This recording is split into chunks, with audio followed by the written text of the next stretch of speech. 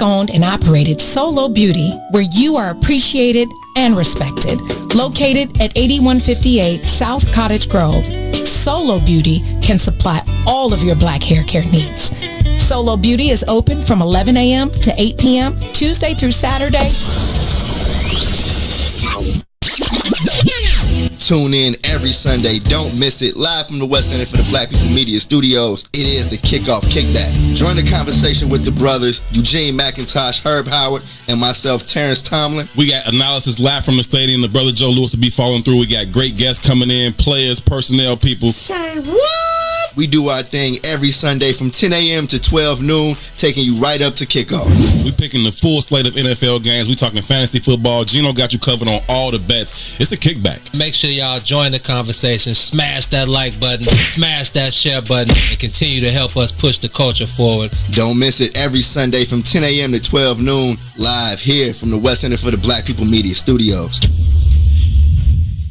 We out west with it, where we live illegal, leaning off a leader, riding regal, tipping scales like Libras. Inhale, no L's, pulling out blocks like Jenga. In the rear of a Caprice's Billy Rams, flicking decent nonetheless. Nothing less than 10s for the speakers. You'll hear us before you see us with beats that beat the streets up. Yeah.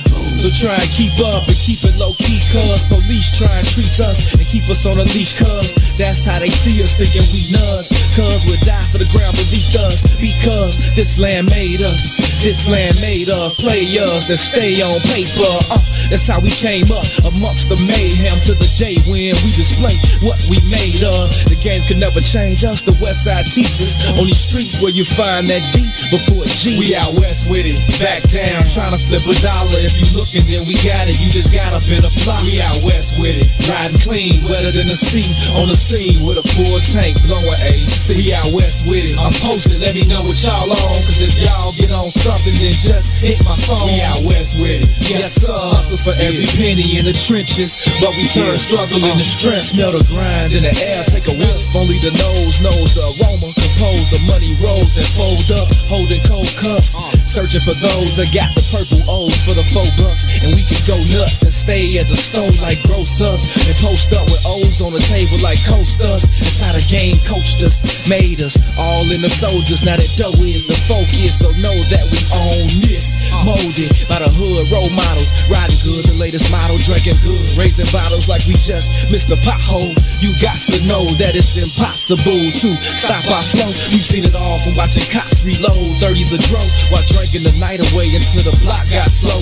You'll know as soon as you see us, we the ones laid back in the cut. My demeanor seems to always get me up. We out west with it, back down, trying to flip a dollar. If you looking, then we got it, you just got a bit of plot. We out west with it, riding clean, wetter than the sea. On the scene with a full tank, blowing AC. We out west with it, I'm posted, let me know what y'all on. Cause if y'all get on something, then just hit my phone. We out west with it, yes sir. Hustle for every penny in the trenches, but we turn struggle into strength. Yeah, home of the survivor, survival of the fittest in the town. It's wicked, you can J down in a minute. What am? What's the business? The biz is how you down and get it. From Cape Town, the fifth city that sounds the fifth's empty. When we tipsy, it's risky. Where the lick be, at least 10 deep, it tempts me. But there's no mystery where the chips be, the tips G. Just our history from the 60s. Pimping ain't easy, but we bleed it. This here game is in our veins, in the air we breathe in. Believe this, it's no game, but the key is your mouthpiece, spit your game. But believe, turn nothing into something. We suffer without supper long enough. Struggling from summer to summer, the same place where the dope is sold. It's home to the Oprah show, the same place I know is home. We out west with it, back down, trying to flip a dollar. If you looking, then we got it, you just got up in a plot. We out west with it, riding clean, wetter than the sea. On the scene with a full tank, blowing AC. We out west with it, I'm posted, let me know what y'all on. Cause if y'all get on something, then just hit my phone. We out west with it, yes sir. Hustle for every penny in the trenches, but we turn struggle into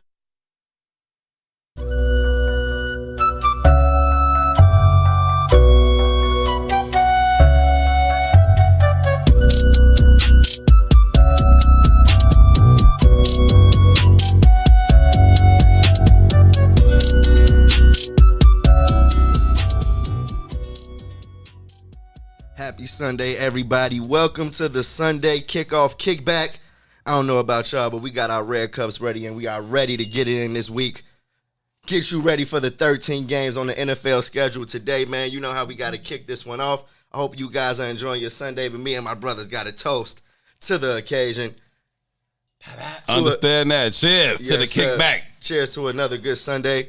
I'm Terrence Tomlin coming to you with my brothers, Eugene, McIntosh, Herb Howard. What's happening? How y'all feeling today, man? Man, if I was doing any better, I'd sell myself, brother. I'm feeling amazing. It's a Sunday. I'm here with the brothers. The people is here for the kickback.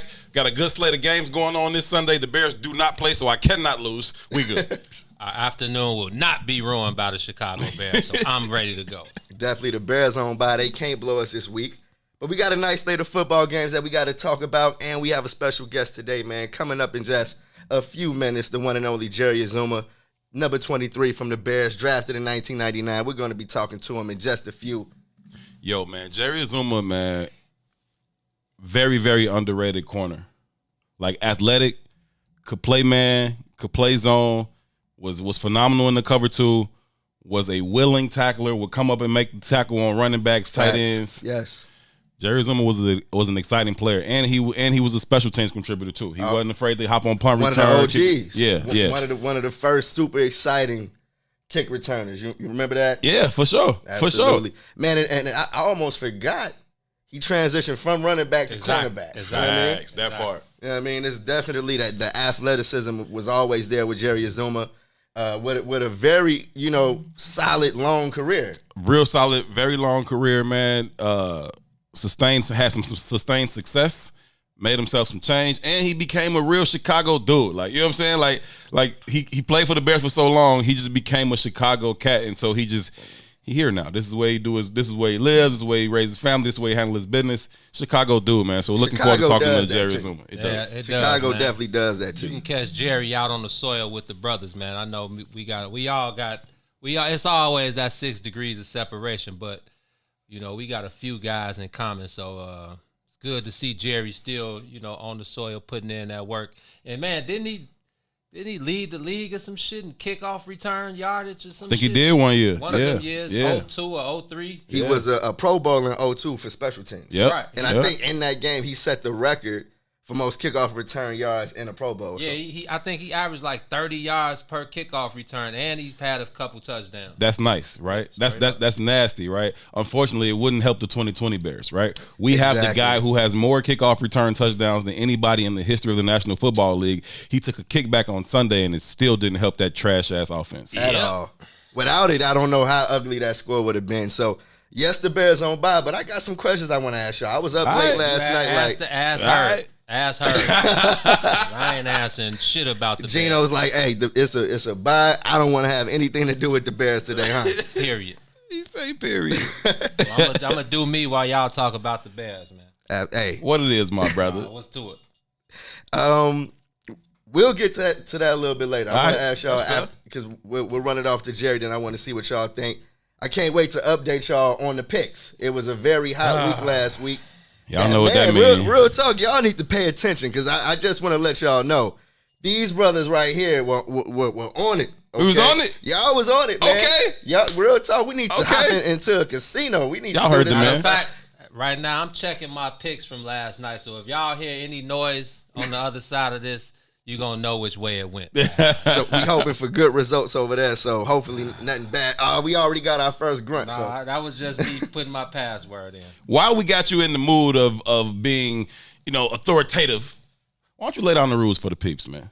Hey, man, not only do these rules apply on the soil, not only do these rules apply for I said what I said, and they may just as well apply to the rest of the shows on What's in It for the Black People Media, man. We need y'all to smash these buttons, man. Smash that like button.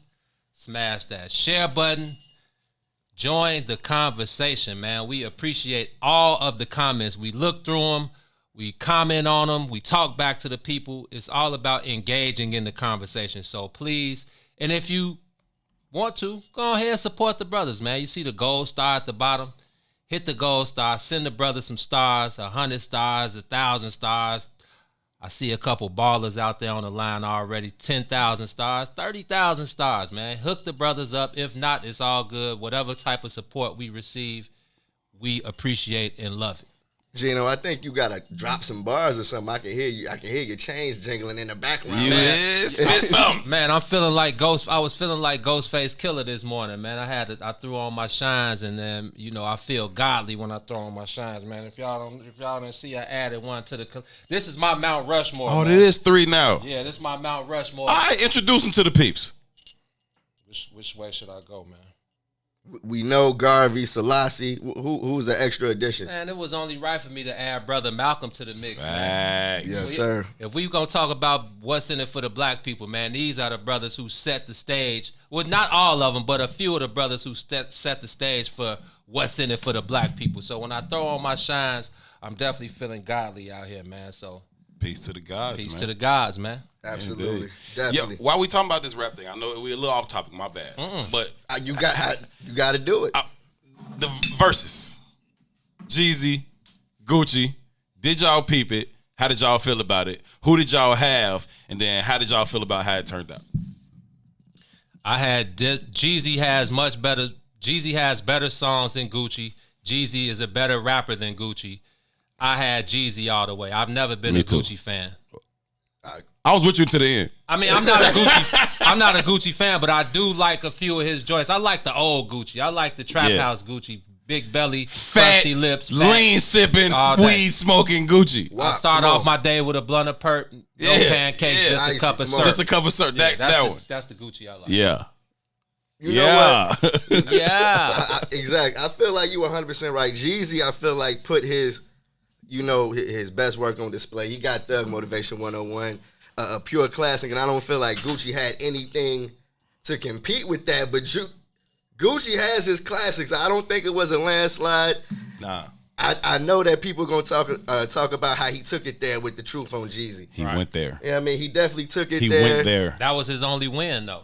He had to take it there. Was that a win? You thought that was a winning round? I mean, Because what about Jeezy's response? What about the Not- segue? That was godly. not a winning round. I meant the battle in general. Gucci's only win was to come in there and be as disrespectful as possible. True. That was the only way he could compete because And- song for song he can't go with Song Jeezy. for song, he can't go. I do agree with you, T. He does have his set of hits. That a couple of them he didn't even play. Yeah, 'Cause that's true. So that shows you the mission in itself. He was there to be as disrespectful. See, you got to think. You got to remember, Joe. Disrespect is like taking it lightly. Like he was completely like spitting on his homie's grave in front of him. I see it a little bit differently. How Right? you see it? I agree that his only chance of winning was to come in there and be as disrespectful as possible and you know what I'm saying, as Gucci as he could possibly be. But I just in terms of the one dude, the Pookie Low cat, I don't really view it as disrespect. You ran in my house to do one of two things: rob me or kill me. And I killed you. right. Skip dude, right? Like it's Sunday morning. I'm trying not to curse a whole lot. We might let one or two fly here and there, but we're Definitely gonna feeling try good to off keep the word. You know what I'm saying? We're gonna try to keep it clean. But I don't view it as disrespect. Like once you came into my house and I murked you. Anything I say after that is fair game, bro. Yeah, I laid you down. I sent him. You sent somebody in my house to kill me or rob me. I sent them back in a box. Send somebody else. I'm gonna send them back in a box too. Like that actually happened. Now, should he? And people are like it's 15 years old. It's 20 years old, bro. I don't care. Right. If he would have succeeded, I wouldn't even be here no more. Right. But that's what Laid him down. But Forget that's it. what he said though. He said before the whole battle they talked about it and he was like And everything that's- was fair game. That's the whole thing. Like they talked about this beforehand. Yeah. You know what I mean? And do you think that takes away from it a little bit? The fact that it was almost planned, Scripted. They had to. scripted. No, they had to. Yeah. This because this a real beef. Like people have died behind this thing. Right. Like you put money on my head. You put money on my chain at least. I'm gonna on say the money chain. on my head. Put You your- know what I'm saying? Like But you put it on the chain, all else can happen. You know what I publicly mean? to anybody in the world, you put 10K on my chain, right? And then somebody ran in my house about it, and I murked that person. This is a real beef. We have to we got to talk before this. We can't just show up in the same space and think it's not gonna go up. It's gonna go up. We got to talk before. We got to talk before. What about Jeezy's side of it? How did you feel about his approach to the situation? Man, I love Jeezy, man. The growth, the development The growth and development of young Jeezy has been cool to watch over the course of his career. And, you know, for him to kind of swallow that as he did, like when that man said, we smoking on Pookie Loc tonight, like, that's tough. That's your man's, and he murked him. Like, that's tough to swallow. Jeezy swallowed it, sat in his chair, then he got up and said, listen, man, because it was I'm truth. the realest nigga in it. You already know. Killed him. You know what I'm saying? Track for track, he couldn't hang with Jeezy. But what about Jeezy trying to keep it to the music? Because that's what Versus was. That's what I'm telling you. That's what Versus is. They came in with two different agendas. Jeezy already knew Clearly. that. That's why Gucci kept saying, man, you stuck in the old days. Joe, I got a classic album that I can play 20 songs off of from 05. He could have just went straight through 101. That's what I'm saying. You know what I'm saying? He could have just went straight through 101. So, and T, you already know the science behind the whole Jeezy and Freddie Gibbs thing. And Fred is my guy to the death. I love Fred. Gibbs. But I think Fred needs to leave that situation alone. Nobody but those two guys know what went on between them. I see a lot of people taking Gucci's side just for the fact that Fred and Jeezy don't get along. I think that's whack. That's whack. And just people in general going so hard about two grown men who are rich from Atlanta who made it. Like, you got to remember, Jeezy is the streets, Gucci is the trap. Right. So, right. However you want to look at it, both of them guys made it out of the struggle, and they're here today. One happy to be relevant still, which is Jeezy. One happy to be free and alive, which is Gucci. Facts. I gotta mention how legendary it was, though, to have those two dudes on the stage. No doubt. It was dope. It was in Magic City, no less. In Magic City, bro. They should have put some strippers in that little H area, that space between the stages. Yeah. Come on, how many strippers' lives was changed? You know what I mean, on that stage? How many bills have been paid on that stage? Thank you. Hey, before we get out of here about that conversation, though, I just want to end it with this. So Icy was whack. Whack sauce. The song was trash. Them coming together to do it, loved it. That's what it was the about. The song was trash back then. It's even more trash today. I never want to hear So Icy again in my life. Definitely didn't age well. Hey, on that note, let's jump into the first break, man. We'll be right back. You're kicking it with the brothers at the Kickoff Kickback. Yep.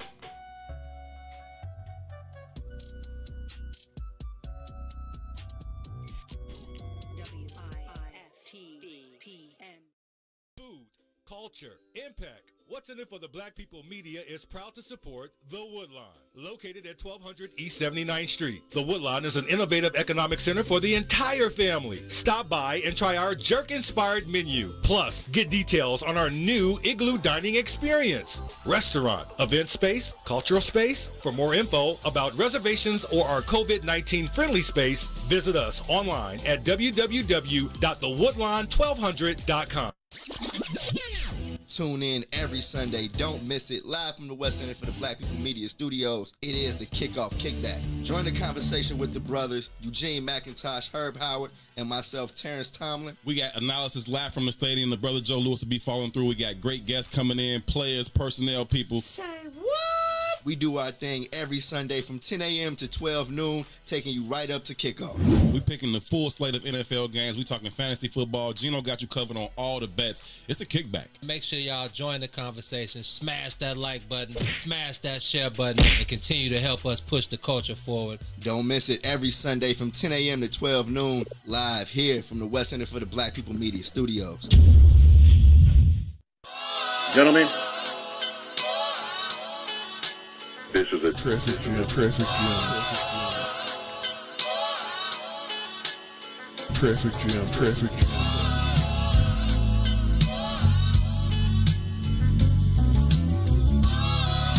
guys, can you hear me? Traffic jam.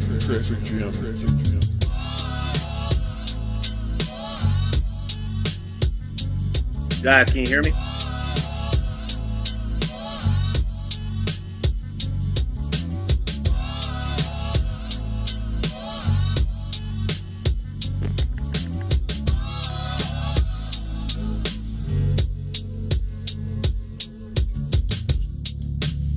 Gentlemen,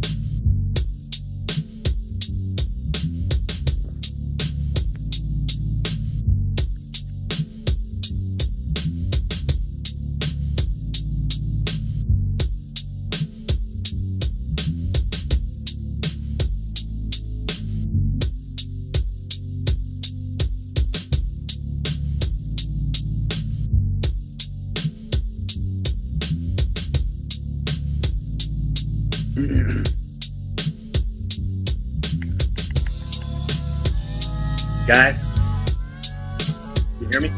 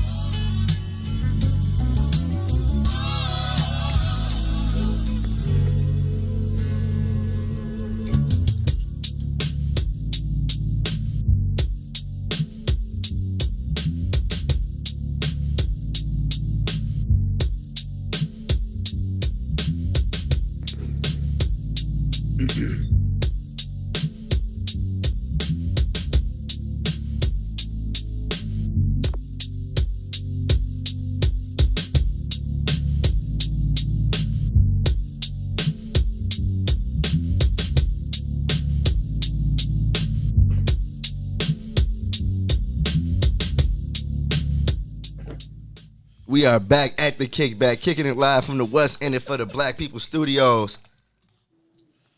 About to bring on our special guest, Jerry Azuma, man. Lot to talk about with the man. Yeah, man. Maybe he can help us understand what's going on with the Bears right now. They're on a 4-game losing streak. Haven't got back on the winning side in 4 weeks. We'll see what happens after the bye. But, man, maybe we can talk about some greener pastures when Jerry was around and they were a playoff team. So without further ado, let's welcome the man, Jerry Azuma, to the Kickback. How you feeling, brother? Is he muted on that still? Nah. Can you hit Jerry? I hear you now, Jerry. Yeah, you hear us? If well, no, he gotta hear us. He gotta turn his computer up if anything. We'll get Jerry situated here in just a second. But I'm loving that classic Bears jersey up there. Man, he got the Gotta work. love the wall. The memorabilia is hitting right now. Yeah. Yes, sir. Absolutely. Number 23 hanging on the wall.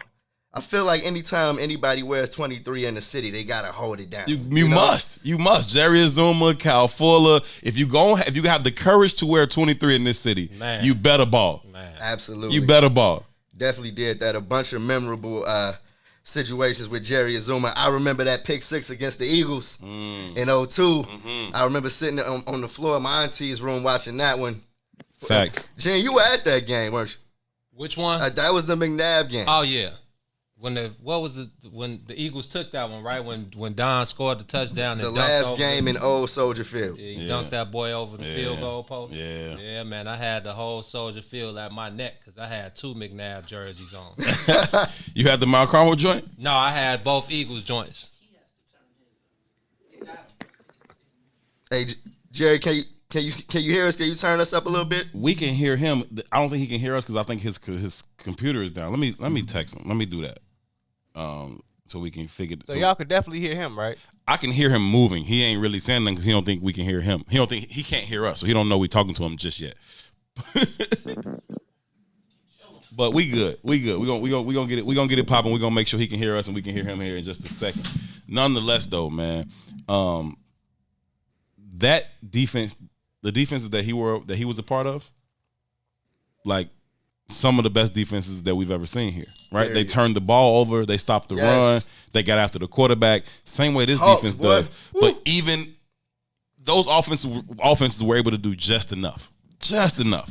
It didn't matter if it was, give it to A-Train, or it didn't matter if it was, the Thomas Jones or the Cedric Bensons, like just enough to help us do what we do on defense. Man, that's the Bears mantra. You know what I mean? We feel like that's been the Bears way for a long time. You know what I mean? I definitely remember Fred Baxter, Dez White, Marty Booker, those offenses, the John Shea offenses were definitely, some of the struggle times. Musa Muhammad, was he part of that clique?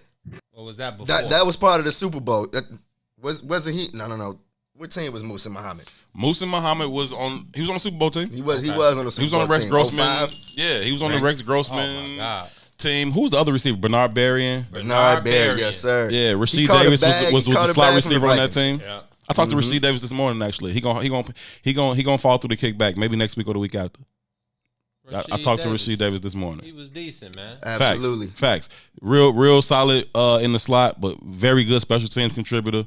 Him and Tough guy. Jay Cutler has a decent, amount of chemistry. I remember that. They did. Yeah. So he gonna fall through the kickback maybe next week. Okay. Yeah, man. Like you guys said, it's messed up that the Bears' offense has always been that offense. Like, just do enough. That's it. It's 2020, man. Just It's doing 2020 enough. and had the same issues. Just doing enough ain't gonna cut it, bruh. I don't know how we've been the only team who has never been able to sustain any success offensively. Like, every team has at least had something offensively. You got the Detroit Lions. They didn't have Barry Sanders. They didn't have Megatron. They got Matt Stafford. The Bears never. Walter Payton. Walter Payton is definitely the only one. I feel like it starts with the quarterback. I mean, you can understand the Bears' issues when you look at the long laundry list of quarterbacks that they've had over the years. You know what I mean? And unfortunately, they haven't found not one, that's actually one of the top quarterbacks in the league. But see, now, let's dive into the Bears conversation a little bit while we wait on Jerry to get situated. What would y'all say are the biggest issues that the Bears have currently? They huff. No, I'm playing. That's the biggest fit. Yeah, they're huff. But when you break it down, is the offensive line the biggest issue? Yeah. Quarterback. Yeah. The issue is that they always seem to make the right choices defensively, but they never make the right choices offensively, man. But see, now, that's exactly what the hiring of Ryan Pace was supposed to address. You're talking about a guy that put together that staple of a Saints offense. You know what I mean? Drew Brees, Sean Payton. But he's come to Chicago and laid a complete egg. They've tried to mimic that Kansas City Chiefs offense, and it just hasn't went down. So I feel like when you talk about the biggest Bears issues, at this point, you're looking directly at the top, and you're saying the biggest issue is the guy that's putting this team together. You feel me? 100%. Bottom line and the story, bro. Like, I just, especially the last 3 years, when it's obvious that things need to really be addressed offensively, offensive line more than anything. It's like you always find a way to find these defensive players in the mid to late rounds, but you can't do the same offensively, and I just really don't understand it, bro. It's really wrecking my brain. It's definitely. Well, you know what? I feel like coming into the season, I felt like the offense was going to be the issue. They didn't have a training camp, and all you saw out of training camp was, okay, Nick Foles and Mr. Trubisky are both huff. You know what I mean? So regardless of who's behind center, the offense is going to have some issues, and that's exactly what we've seen during the season. But now we're asking, after the bye, we're like, okay, is Mr. Trubisky going to end up back at the starting position? It's like, is that something that we're going to see change? It's going back. I probably, to be honest with you, you get this quarterback carousel that kind of happens in Chicago, right? Our biggest rival, and at this point, I kind of hesitate to even call it a rivalry, right? The Packers been beating our ass for so long. Facts. That I don't even know if it's fair to call it a rivalry. Lovie Smith had success against the Packers, but other than that, they've really dominated that particular rivalry throughout my lifetime. It's definitely been a what's minute going since on? the Bears said. Oh, I think we got him. Hold on. We got Jerry Pop there. What's going on, Jerry? Jerry, can you what's hear going us on? now? Can y'all hear me? There We you got go. you, my brother. All Good. right. Thank you, man. Thank you for hanging in with the brothers, man. Thanks for having me, guys. Yes, sir. Absolute pleasure. It's definitely an absolute pleasure to have you at the Kickback. Thank you for joining us. We got to talk about what's going on with the guys at Soldier Field right now. But first of all, like the brother said, thank you for joining us and taking some time out of your Sunday to kick it. Man, thanks for having me. I really appreciate it, guys. Yo, Jerry, I want to shout out to our big sis, man, Dawn Millhouse. She set up this interview, connected us with Jerry. But Jerry, I didn't run into Jerry twice in the last maybe month or two, right? The first time, I won't say where we were. We were at a private event at somebody's crib in Hyde Park. And the second time, Herb. The second time we was at an establishment up north just partaking, enjoying ourselves. And I've been asking Jerry to come on the show, and he like, yeah, we're gonna set it up. Don got this done in like 5 minutes, Jerry. Hey, man. Yeah. I told you we are going to set it up, and here we are. I dig it. Don was just a missing you. piece, huh? Yeah, I dig it. I appreciate you, man. Shout out to Don Millhouse for setting this up. We love her. We actually have a lot of people in common, so it was going to happen one way or another. Most definitely was. Absolutely. That's one of the things we said about you before we brought you on, man, is that you've become a part of the Chicago scene. Like, you definitely are honorary Chicagoan. And like Herb said, we can bump into you anywhere, man. Come on. It just means that I'm old, guys. That's basically what that means, man. I'm an old cat now. Man, somebody in the comments said Jerry don't even look like he old enough to drink, man. Black don't crack. Let them know. Definitely look like they could give you a call right now and put you back in the back on some of these kickoff returns. Right. Not a chance in hell, guys. I would never go back to Chicago Bears. Listen, man, let's hop into some of your playing days, man. You were a really, really good player in the National Football League for a long time. Really good corner, exceptional special teams player as well, contributed in all 4 phases. When you watch the Bears now, right, and it's similar to really all of the Chicago Bears teams of our collective lifetimes. The defense is phenomenal. The offense leaves a lot to be desired. How do you assess the 2020 Bears when you watch them? You know what? On paper, actually, when you look at defense on paper, and that's the first thing I look at because I play defense. I mean, we're phenomenal on defense. Absolutely. But when you look at offense, there's always this big question mark. And the big question mark has always been, how are they going to move the ball? And it starts with the quarterback. When I played, I think I played with 15 starting quarterbacks. And I only played 7 years for the Chicago Bears from 99 to 36. You know what I'm saying? Wow. So 15 years of starting quarterbacks, and then that continued. 15 starting quarterbacks in his time with the Bears. Laundry list. Yeah. In just your time with the Bears. At least. And there's probably more. It's probably more like 17. But we're talking about Craig Krenzel's and stuff like that. Yes. Yes. And Orton and people like that. So, the quarterback play has always been the question mark for the Chicago Bears. We've always had solid running backs. You know what I'm saying? I played with some solid running backs. Thomas Jones, Facts. A-Train, Facts. And then came along Matt Forte. So, we've always had production when it comes to running backs. But, offensive line has always been relatively solid, too. There's been times where they had to piece together things. But for the most part, it's always been solid. But it's always been the quarterback. The quarterback's always been an issue. And basically the schemes to get the ball out to the playmakers have been the biggest issue. And we're running into that right now. The Bears have a serious problem on offense. They have no identity. They don't know if they want to be a team that can run the ball effectively and efficiently. They don't know if they want to pass the ball downfield instead of passing it, to sideline to sideline. We have some big time playmakers on the offensive side of the ball. We have Allen Robinson who can make some plays, but we're not utilizing his talents to his best abilities because we just can't get him the ball, and that's always been the downfall for the Chicago Bears. They got to figure this thing out quickly, and hopefully they can.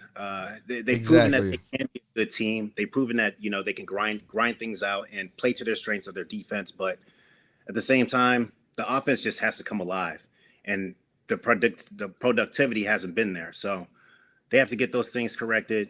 The offensive coaching staff, they have a lot of things to correct over there because they just got to figure out how to utilize the weapons that they have. Patterson's actually been a spade, man. He has been that guy on offense and especially special teams. But he's more of a wide receiver type of cat. Kickoff return is our best offensive play. Yeah, I really don't want to see him in the backfield lined up. I want to see a running back there in the backfield lined up. And I want them to have some identity to figure out what they're going to do. Are you going to run the ball effectively 30 times a game? You know what I'm saying? Are you going to involve your running backs with screens which is like an extension of the handoff? Things like that. I need to see more of that stuff because that stuff will actually win games in Chicago. like got to you grind said, it Jerry, down. we have to see if they can actually fix those issues, man. And on that note, let's jump into a quick break. On the other side of it, man, we want to talk about if they can actually fix these issues. And I want to touch on something that you just mentioned, Jerry. That quarterback position, man. We got to talk about what's going on with those guys right now. You're kicking it at the Kickoff Kickback. We'll be right back.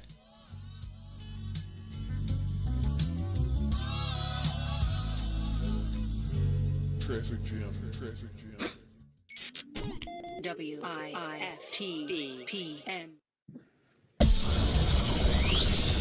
Shop at Black-owned and operated Solo Beauty, where you are appreciated and respected. Located at 8158 South Cottage Grove, Solo Beauty can supply all of your black hair care needs.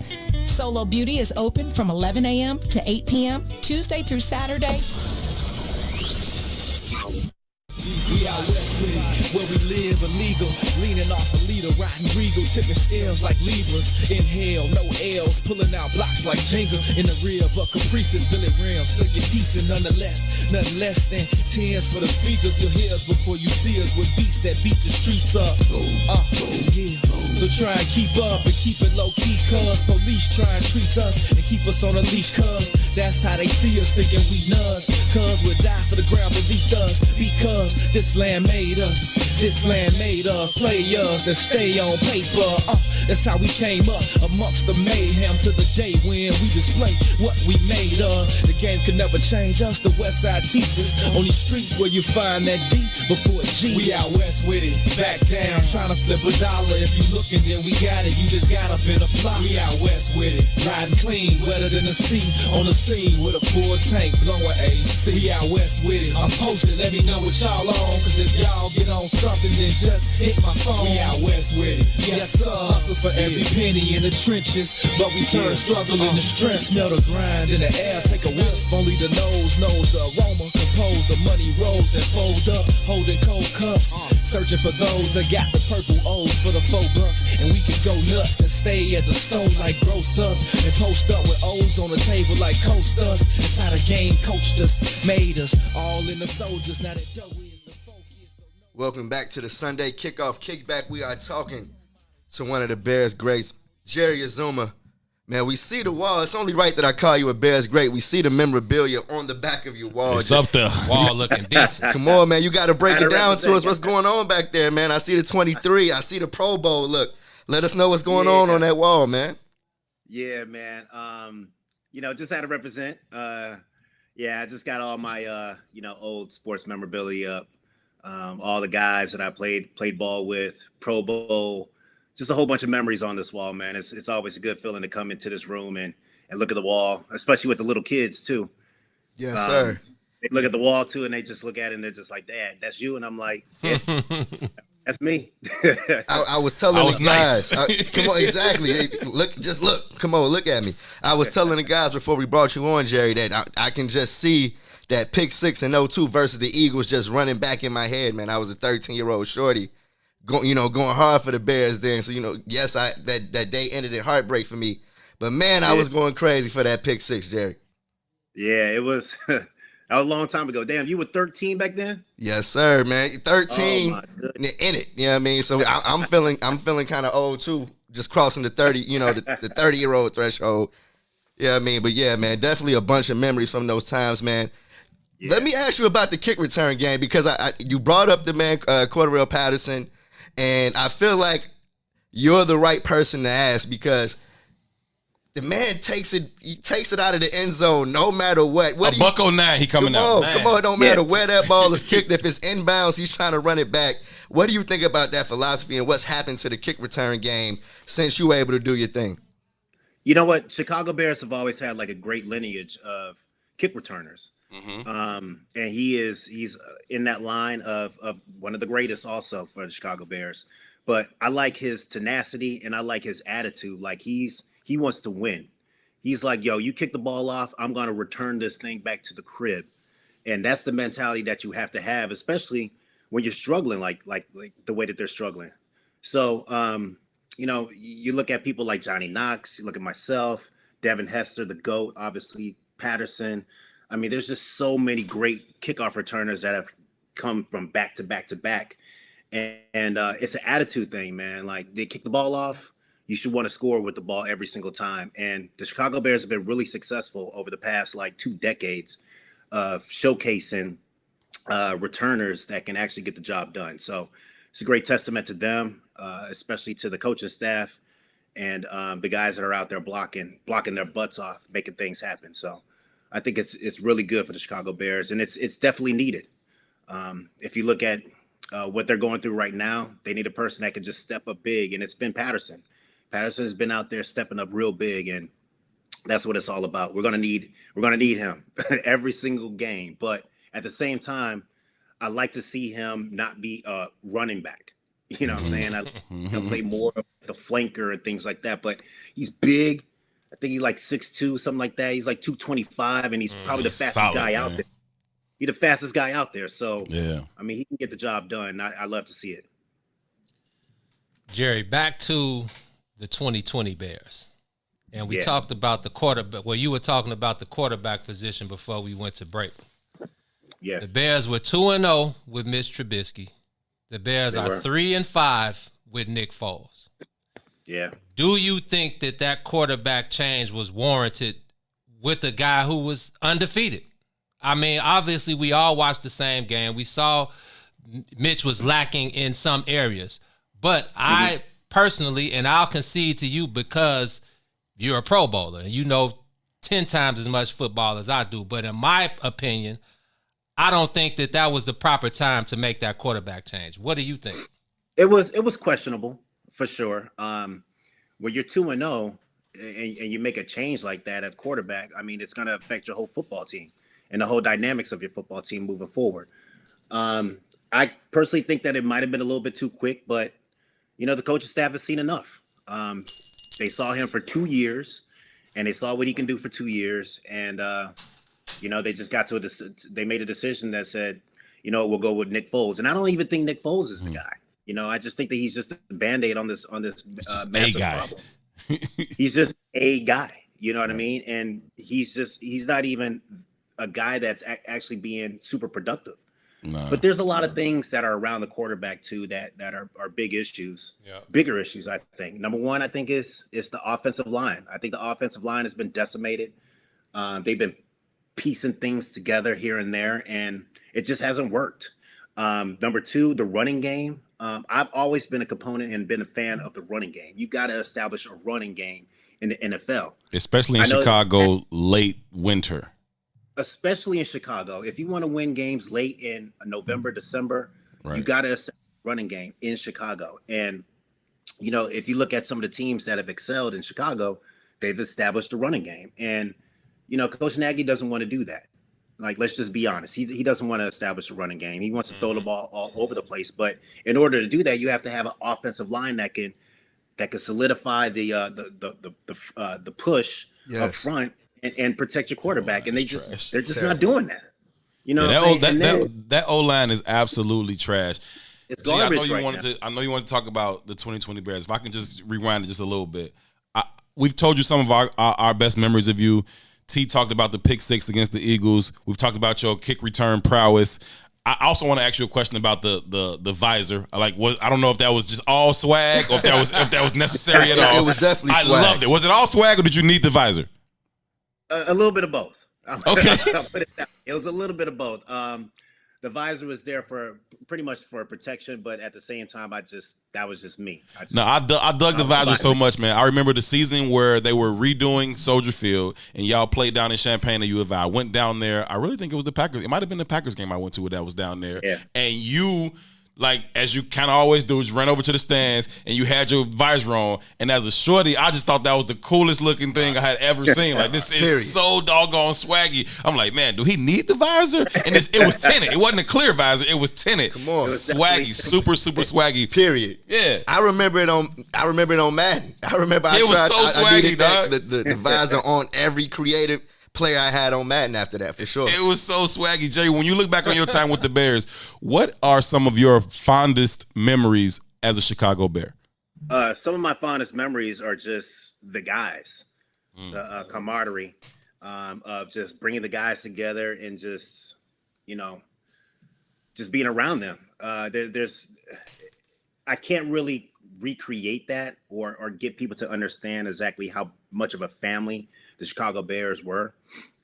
Especially when I played, and like the connections that I made on and off the field, but the guys is the main thing that I miss. I remember, when Lance Briggs was on the field, and we wouldn't even have to like talk.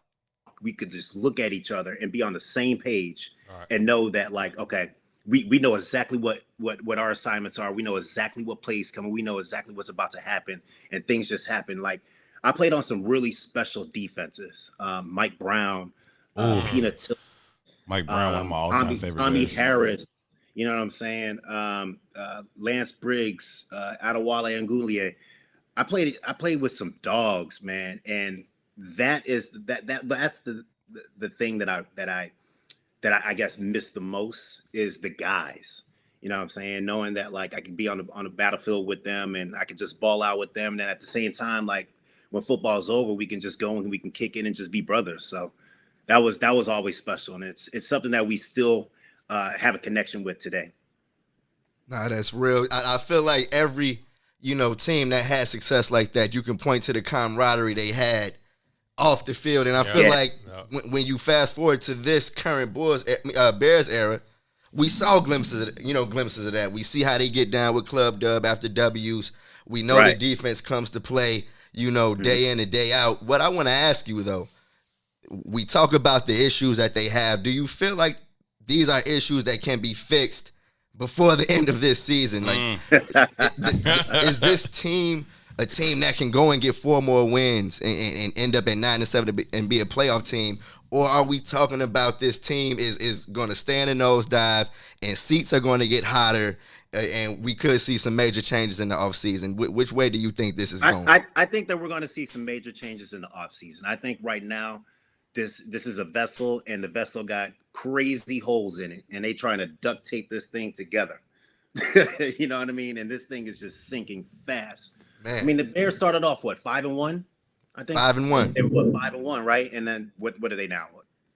5 and 5. 500. You know what I'm saying? So it's not good. I don't even know where you start, but I mean, you got to look internally. You got to look with coaching. That's number one. You got to figure out how to put together the pieces that are just broken. And right now, there's so many broken pieces that, like, you just can't stop the bleeding right now, so to speak. So I think that they'll end up blowing a lot of this team up, and there's a lot of the organization up this year. I think defensively they'll be okay, but offensively, I think they just have to do a overhaul, basically, of the reset button and reevaluate a lot of different cartridges. They got to reevaluate a lot of different things. Yeah, that's a fact. That's a fact. Man, do we have Jerry? Do we have you for a little bit longer? We need to take a quick break. I know we got take a quick break. We got bills, Jerry. Yeah, I'll be here. Yes, sir. We got to be able to afford Don Millhouse. We got to keep her here. Y'all saw the ring. Hey, on that note, let's jump into a quick break. We'll be right back at the Kickoff Kickback. Yep.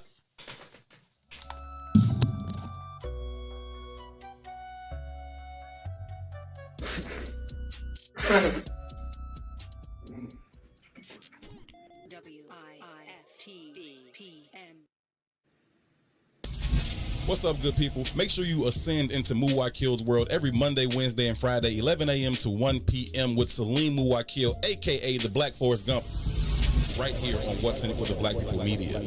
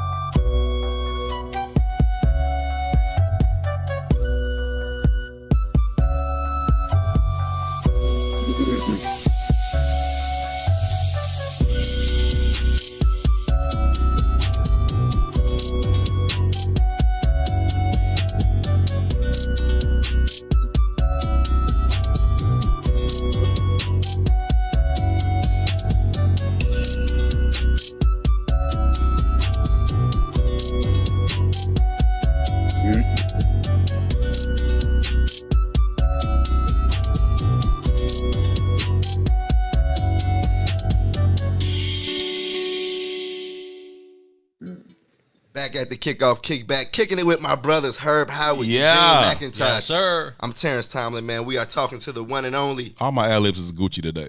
Yeah. Yeah. I'm going to be Jeezy.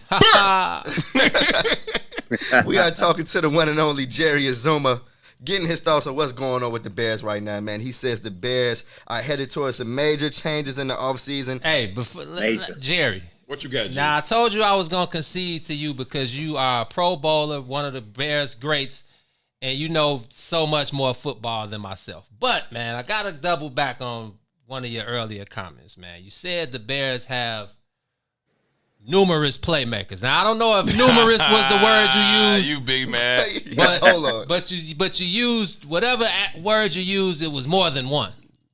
And the only guy that I'm honoring on that offensive side of the ball is Allen Robinson. So now you tell me what other guys that I'm okay. If we're gonna throw Cordero Patterson over there, Or Mooney. Yeah, Cordero I'm not Patterson, going off. he's in there. Mooney is a rookie, so he can't be in that category yet. He's cool. He's made his. He's a rookie, but he's Right. up and coming for sure. Okay, so we Yeah, throwing Cordero I in think there. I think Komet is a solid tight end. I think that they need to involve him a little bit more into the offense. I agree. facts. I agree with that. The biggest thing for a quarterback, especially that is ones that's struggling, is to hit your tight end right across the middle. Facts. I mean, you keep on hitting your tight end across the middle, you're going to be okay. So they got to involve him to the offense as well. They have some guys that can actually go out there and make some plays, but they Okay. just aren't utilizing what they have and getting the ball to those guys. So we're not seeing anything, and plus they're breaking down so fast Right. with the offensive line that Right. that everything is just crumbling against them. They have to establish something, and that something is a running game. I will always say that they have to establish a running game. Because Well, Jerry, you play before your illustrious pro career as a cornerback. You was a running back too. Breaking records, So- setting all-time records. It's I like, never- come I back never and play running back. We lost Tariq Cohen. We lost David Montgomery to a concussion. Suit up, my brother. Suit up. Oh no. Those days are long gone. You know what's crazy too, man? Like, looking back at like my career and stuff like that. Like when I got to the Chicago Bears, I'd never backpedaled a day in my life. You know what I'm saying? And then I got to the Chicago Bears, and they were like, "Yo, you're gonna be a defensive back. Go out there and cover Randy Moss." And I'm like, I've never done this before. Come again, say what? Wow. That's crazy. Wow. Show me how to backpedal. You know what I'm saying? So Right. when people are like, what is the biggest like change or adjustments that you had to make in the NFL or coming into the NFL? It was simple. It was running backwards. You know, running forward and running backwards are two totally different things. And I never did that. And then I was doing it at the highest level possible against the best wide receivers ever. Facts. So that was the biggest challenge for me moving forward. But in all, it's just football. You know what I'm saying? I love the game of football. I love and I played with some great defensive players. So it was just I was just out there just going as fast as I could and just having a lot of fun. But going back to your question though, with playmakers and getting the right guys the ball, Yes. you got to involve the tight end. Get that tight end involved. Figure out some type of an identity running the football, and then protecting the quarterback. But right now, they just can't do it. I just don't see any of that stuff happening right now, and I think that they're going to make a major overhaul this offseason. I'm sorry, go ahead. Is Ryan Pace and Matt Nagy a part of that overhaul? Or do you think they get to survive at least another year due to the dire circumstances that We are the in a guys are pandemic. playing through? I personally think it's this, and this might be a little unpopular, but we've gone through. I played with. I came in with Dick Geron, and I left with Lovie Smith. Yeah. Lovie Smith was a phenomenal head coach, and he's probably the best. Like the fact that we got rid of Lovie was probably the downfall of the Chicago Bears. For the past 100%. decade. You know what I'm saying? They should have never have let that happen, but it did happen. And then after that, you know, they just kind of been piecing things together, and they just haven't been the same. Yes. But I don't personally think it's, you know, the head coach or the GM or people like that. It's the people that are making those decisions to bring in these head coaches and these GMs. I don't think that they have the football minds at the very, very top to get this thing on the right track. And I think that internally they have to start looking at that, because there's people out there that are making these decisions to put GMs and head coaches in place. It hasn't been working out for the past since Lovie Smith. You know what I'm saying? So whoever's picking these people are the people that should be kind of looked at, critically, and being like, you know what, maybe we need to make a change there. Come on, Mr. McCaskey. Maybe time to pass the deep sticks. into the organization. It's time for that lady to pass away. Yeah. Damn. So when I say major overhaul, I think that it's going to come very, very deep. I think it's going to be very, very deep internally. I don't think that's an unpopular opinion, to be honest with you, because during the kickback, I think 75% of the comments every week we talk about the Bears and about what the actual problem is, everyone says it's the people above Matt Nagy and Ryan Pace. It is. I do think that's the popular opinion, bro. Here's my biggest thing when it comes to, the conversation of starting an overhaul, and I want to know what you guys think about this. I worry about that defense, man. You're still talking about players like Khalil Mack, Akeem Hicks, guys who I feel like are in the middle of their primes. And Jerry, you touched on it just now, saying that the Bears have been piecing things together over the, really since Lovie Smith left. If you change, GMs and coaches, what happens to this defense? Are you talking about bringing in people that just are going to piece together the offense, or are you talking about pulling from the defense in order to maybe get better draft position, maybe, open up things financially? Are you talking about a full rebuild where we've wasted another Super Bowl level defense, or are you bringing in people that can basically put this thing together on the fly and still try to keep that defensive window open for as long as you can? I think that defensively, this team is built to win a Super Bowl right now. Facts. So if you look at defense, you're looking at a Super Bowl caliber defense that you're basically saying, you know what, we got to win a Super Bowl right now, and they could possibly do that. But we've exhausted this window for the past 2-3 years, and with football and free agency and the money starts piling up, like things start happening. For the most part, I want to say that everything is intact defensively for the next 2 years, roughly. So that window is closing in very quickly. Yeah. So now it's all about the offense, and the offense looks like a high school team right now. You know what I mean? Like Libertyville High is looking at offense like, yeah, we can rock better than them. You know what I'm saying? So that window of opportunity is shrinking, and it has a major effect over your whole team. So I think defensively, I think they have like 2 more years, but like the window is closing extremely fast. And they have to figure out exactly what they want to do on offense. And that's going to dictate, the overall team success. Look, Jerry, man, we got to let you ride, man. We've taken up a whole lot of your time. We certainly appreciate it, man. I want to ask you one quick question before we bounce. What has kept you around the city of Chicago post-playing career? Well, my first year in Chicago was 1999, guys. 1999. So when I got drafted, my older sister, she moved here a year before I got here. And then I have a fiance. I have 2 kids here. I'm well established here as well. So Thanks. Chicago's home. You know what I mean? Chicago's embraced me. Chicago's shown me a lot of love. And I have no plans on going back to Boston, where I'm originally from, the East Coast. So I've been here for over 20 years now, and this is just home. Like this is all I know. Hey man, we love you. We receive you as a Chicagoan. You a brother to us, man. Make sure you fall back through the kickback anytime. You get some other guys that you want to fall through the kickback, man. Plug us to some of your old teammates. They more than welcome at the kickback. Anybody that's ever worn that uniform with that GSH on the side is welcome at the kickback. Absolutely, and there's something about those former Bears players. They all end up being great analysts as well. So we always enjoy talking real football with you. Thank you, guys. I really appreciate it. And 20 years on the soil, man. That's definitely official Chicago Yes, material sir. right It's there. real Plus, spill. Sir. that 6 degrees of separation we always talk about, man. We got a few guys in common as well. He the so fam. You already know you family, brother.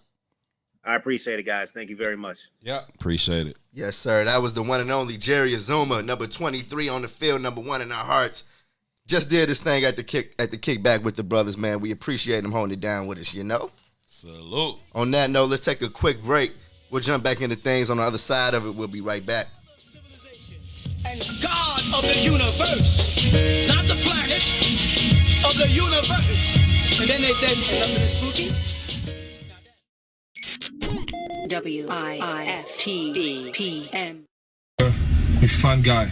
Where's tomorrow? Fun guy, what's up, baby? What it do, baby? Yeah, yo, what do you You know what know? I'm saying? So I'll be telling you. What's going on, Chicago? What's in it for the Black People Media presents? I want to go higher.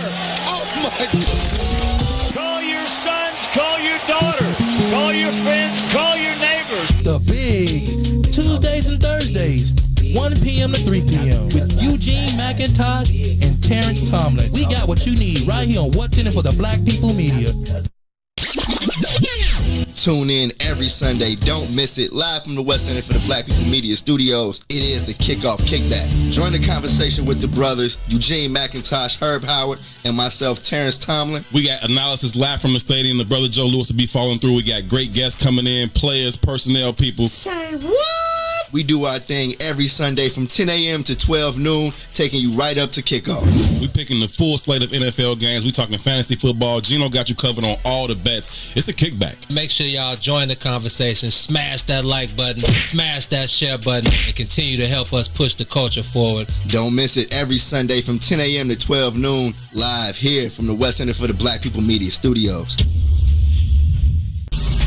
What's up, good people? Make sure you ascend into Muwakil's world every Monday, Wednesday, and Friday, 11 a.m. to 1 p.m. with Salim Muwakil, a.k.a. the Black Forrest Gump, right here on What's in it for the Black People Media.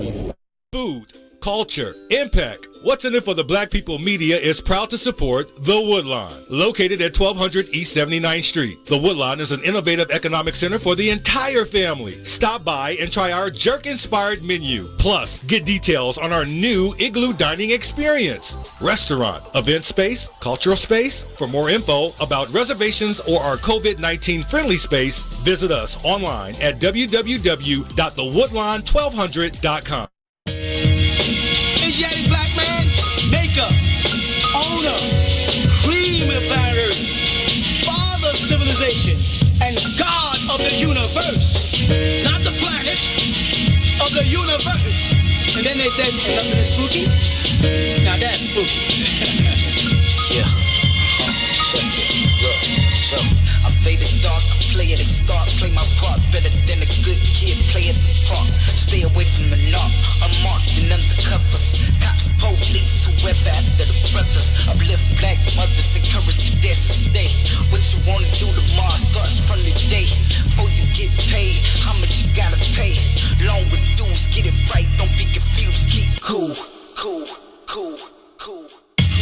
Cool is something you need to keep. Keep the heat as well, but don't be hot in the streets. Streets is watching, police popping everybody off, cause the rats speaking and talking. Too often it happens like black on black crime. Another brother killed with time like flat blast. Too many women giving brain, now they lack mass. Too many artists in the game with rap raps. So these no tracks, nigga, no raps. Ayy, play this, get some all that. Yeah, play this, get some all that. Go, play this, get some all that. It's just hip hop, black facts. Play this, get some all that. Yeah, play this, get some all that. Okay, play this. Check it, look, the guy conscious, open the ass in the morning. Open mouths get fed to when he no yawning. On the Blackberry storming, cautious as a warning. Bullets leave you wet when it's raining, it's pouring. What's going on, man? We are enjoying ourselves at the Kickoff Kickback. I sure am. Just had a great. I said I'm almost due for a refill as well. I got so you, my brother. You should have told me. Jay says, can somebody let me know what's in Herb's cup before he starts with his picks? You know what? Listen, man. That's the herb juice. Come on. We're going to find out. Right? Y'all just hold on about 25 minutes. About 11:30, we're going to get into our results from our picks last week, and we're gonna make our picks for this week. We're also gonna be joined by the brother Young Wayne, man. He's handling business all over the country, out in LA. He's a Chicago dude. But he gonna join us for the picks too. But But we're going to see how I did, man. T got all the results. We're going to see how I did last week. I don't have an automatic loss on my record this week because the Bears don't play. Y'all know I have a hard time picking against the Bears. You got to stop leading with your heart, man. The problem is, you wrestle with that too. I don't know if you really wanted to do that. No, I didn't. Of course he did. I'm smart. I'm just stupid. You're smart, but you're stupid. I'm smart. I'm just stupid. That's what love will do to you, man. That's what love will do. Love will do that to you, man. I can't watch the Bears game and kind of be secretly hoping they lose so I can do better in my record. So I got to pick the Bears. I got a problem. I feel like the approach you got to take is you got to be mentally prepared to forget it before the game starts. So it's like, okay, once kickoff comes, it's like I'm just back to being a regular fan. Exactly. But my brain already kind of knows. It never works. You know what I mean? I always end up blown somehow. I'm with y'all. But it's a good way to go into the game. You know what I mean? God ain't through with me yet, man. Yo, with that said, it's 13 games on the schedule today, and I feel like it's some huge ones. I mean, I feel like it's some ones that's gonna keep us entertained today, and that have some implications on the NFC North, man. Let's start with. Oh, we hopping into the picks right now? Well, let's look at some of the top games of the week. All right, cool. I'm with it. I want to start with the Cowboys-Vikings game because it has NFC North implications. If the Vikings win, since the Bears are on a bye, they jump into that second place spot and the Bears fall to 3. The Vikings will jump into the second place spot and the Bears will fall to 3. But they'll be tied with the Lions. They hold the tiebreaker at this point for winning the first game of the year. Right. But they're coming. We face the Detroit Lions, I think, in 3 or 4 weeks. Yeah, we play them again. Yeah. So how are y'all looking at this division now? The Packers are 2.5 games up on the Bears, and right now that the rest of that division is kind of jockeying to stay relevant. I love our defense, but as good as they are, Aaron Rodgers gets off the bus with 17 points. You know what I'm saying? Yes. So you could put 17 on the board as soon as Aaron Rodgers puts his cleats on. Mm-hmm. Everything else is a bonus on top of that. On me.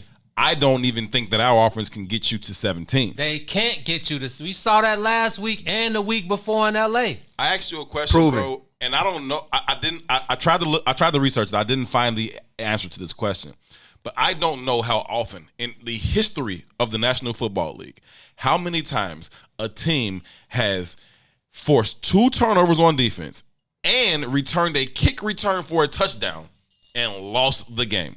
I don't know how many times that's happened. Only the Bears. Like that's really, really hard to do. You look at the turnover ratio in and of itself. If you win the turnover ratio, the probability of you winning that game is somewhere around 70%. Yep. You know what I'm saying? Like it's high. Just off winning the turnover ratio. Then you add in a kick return touchdown. Which you called. That's supposed to be. You did call it. I did call that. You called the 2 takeaway. Yeah, that was Herb as well. I watched last night. That was Herb too. Okay. We needed it. Like we needed those things. Those the only way we had a chance of winning. We got both of those things done, and we still lost. But this offense is historically bad. Yeah, but then when you turn the ball over twice, it cancels the 2 takeaways. It does. It does. The part that stings is that we're not talking about them doing this versus one of the top teams in the league. The Vikings have one of the worst defenses in the NFL. The offense couldn't score against the 30th ranked defense in the league, like you said, Herb. This is a historically bad offense. Historically. One of the worst in a history of bad Bears offenses, without question. It's low for a low bar. Right? As Chicago Bears fans, we have a low bar for what we expect on offense. And this is bad even for that. So I'm with I don't know who it was who made the comment earlier. But he's like, yo, the Bears don't play this week. Can we get off the Bears? I'm with at this point I'm with them. They are depressing. Can we get off the Bears? We can't get off the Bears. I feel like we gave them enough time. You feel me? Shout out to Jerry Zuma, man. I also want to give a shout out to the Woodline. Right, the Woodline is located at 1200 East 79th Street. Make sure y'all get over there, check them out. It is a restaurant. It is a community space. It is a wonderful, wonderful spot for you to go and enjoy food, but also enjoy the ambiance and the environment. They have phenomenal food, phenomenal service. You can also find out more about their igloo dining experience on the rooftop, where you can actually eat inside of an igloo. It's super, super dope. They're doing some phenomenal things. Find out about their jerk-inspired menu. You can go to their website at www.thewoodline1200.com. Check them out. Shout out to Donnell and the whole staff over at the Woodline. I fuck with it heavy. Did y'all hear that smooth transition into the live read from the man Herb? Look, come on. Herb You're got a descendant of Kent over. Come on, bro.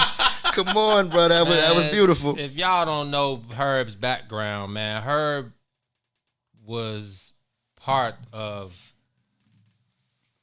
the crew over there with my late great cousin Philip Jackson. Yeah, man. Word. Shout out to Philip Jackson. Herb man. is my friend and mentor. Herb is approaching GOAT levels as far as this here demonstration is Only because concerned. I'm next to y'all, man. Don't make me blush. Come on, man. Hey, you put three powerful brothers at the table. Good things happen, man. Every single time. So we got some good games this week. We right? do, and we already had. I want to address the fact that the Thursday game.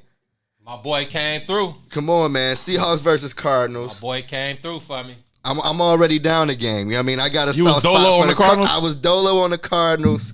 You already know I got a soft spot for the D-Hop and Kyler Murray. Yeah, you leading the Kyler Murray fan club, aren't you?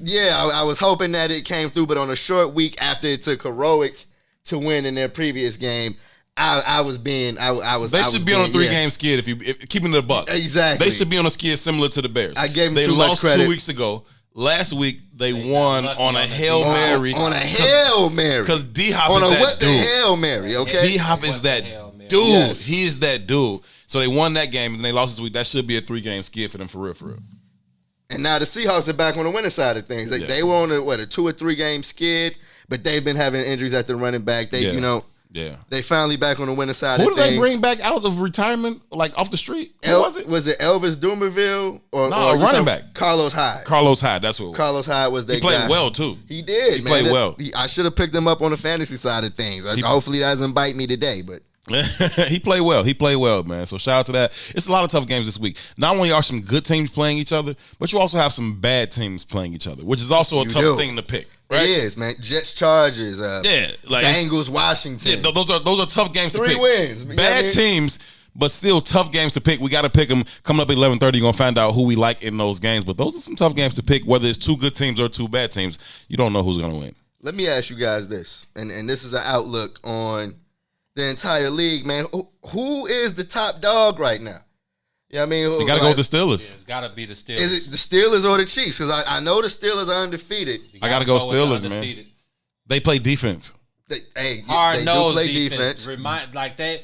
The Steelers, I feel like, are never back to what was my boy in the 70s. Somebody out there let me know. Mean Joe Green. Bradshaw, Mean Joe Green. Back to those days. Right. Okay.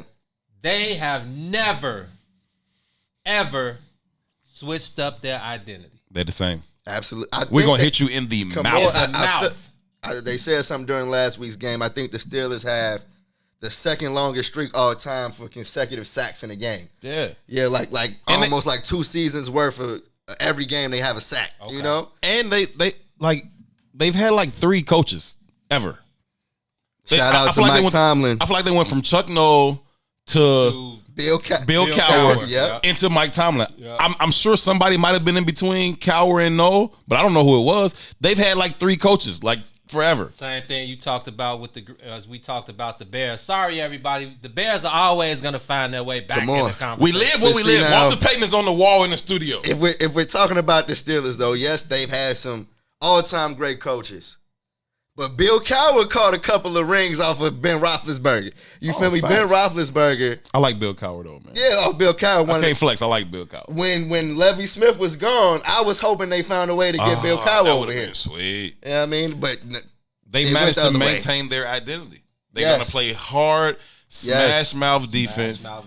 And they're going to run the ball. And they have a quarterback who is tough, intelligent, with and weapons. Can make the throws. He has weapons. So if it's Terry Bradshaw, if it's Cordell Stewart, if it's Ben Roethlisberger, they're tough, they're intelligent, they can make the throws, and you put weapons around them. So if it's Franco Harris, if it's the bus Jerome Bettis, Hines Ward, if it's Antonio Brown, if it's the young cats they got today, you know what I'm saying? Like they gonna surround that guy with the weapons that he needs to be successful. It's worked for them for 50 plus years. It's about, like Jerry said, it's about that identity, man. And I feel like You got to go with the Pittsburgh Steelers. I feel you as far as the Kansas City Chiefs are concerned. And we got to talk about the Chiefs. You know what I mean? Because they are the reigning Super Bowl champs. But they're going to put 50 up. The other team is going to score 47. They're going to score 50. But see, that's my thing. The Chiefs are going to outscore you. You cannot stop these dudes on offense, man. Like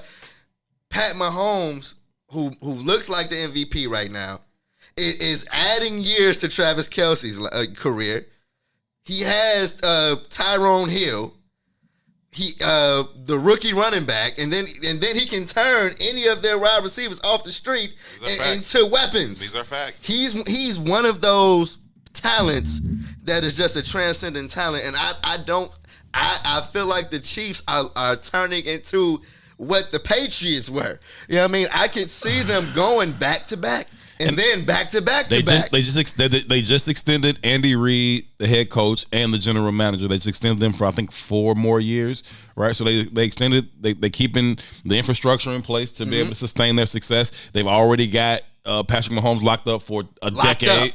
You know locked up with the bag. He's good. But see, now here's an underrated part that I feel like it was the same underrated part of the situation they had last season. That defense can get at you. Chris Jones, they can ball. Will end up putting you on your ass at some point. They can ball. He's gonna get after you at every opportunity that he has. They have some playmakers on the back end that can get their hands on the ball. You talk about guys like Tyrann Mathieu and those guys back there. Yep. They can get their hands on the football. And anytime that defense is usually, because of Patrick Mahomes and that offense, that defense is usually playing with a lead. Facts. And when you're playing with a lead, it allows you to play defense more aggressively, right? If the Bears had an opportunity, I'm sorry, I brought them up again. Yes. If they had the opportunity to play with a lead where you can say, hey, Khalil Mack, don't worry about the run. They're not running the ball. We up 10. We up 15. They're not running the ball.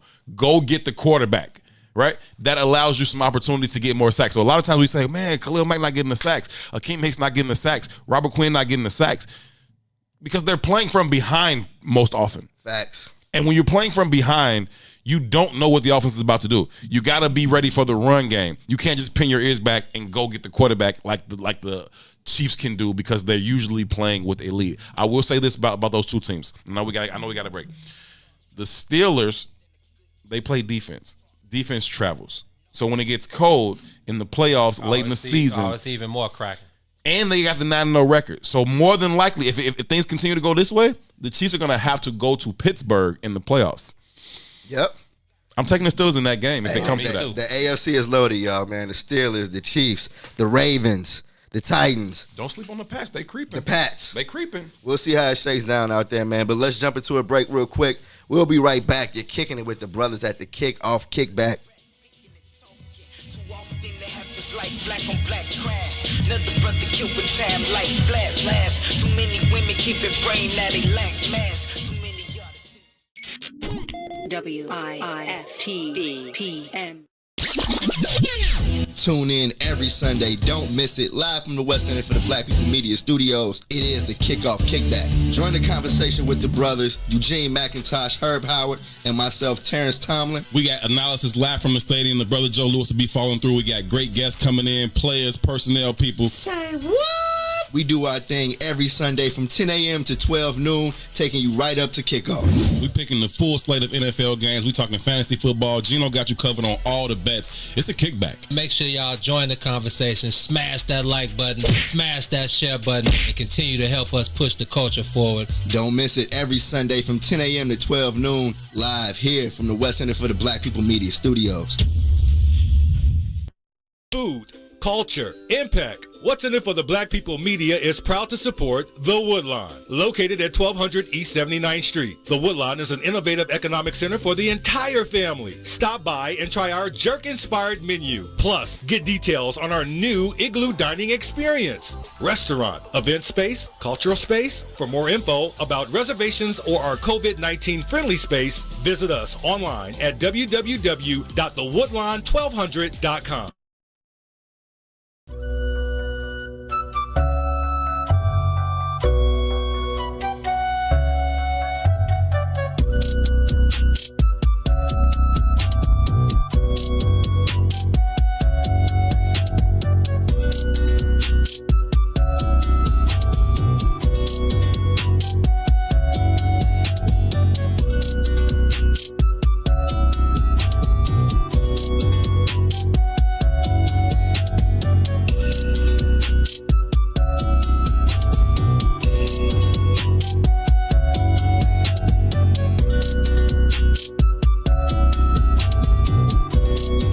back kicking it at the Kickoff Kickback. It's your man T-Tom. Gene to the left of me, Herb to the right of me. Just a little old me, man. I'm sipping. Somebody said what I'm sipping. You listen.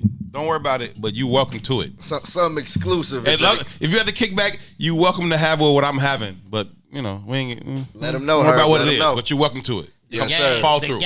Yes, sir. Definitely. Like I said at the top of the show, our red cups are ready. Hope y'all are enjoying the show as we inch closer to the 12 o'clock games for this week. We're getting closer and closer to picking our picks. Hey, before we get into that, though, man, I got to shout out the NFL for finally, after so many years, addressing just a piece of the diversity issues that are going on in the NFL.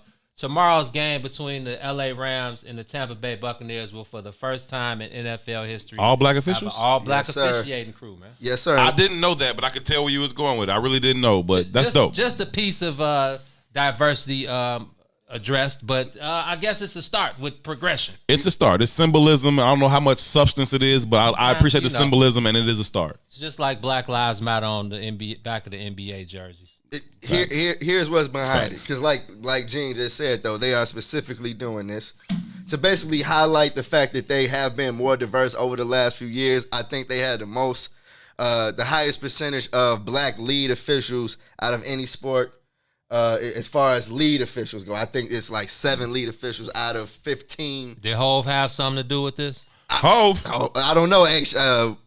Speaking of Hove, the weekend, the Super Bowl. Give my dog some credit. The weekend is doing a Super Bowl halftime show.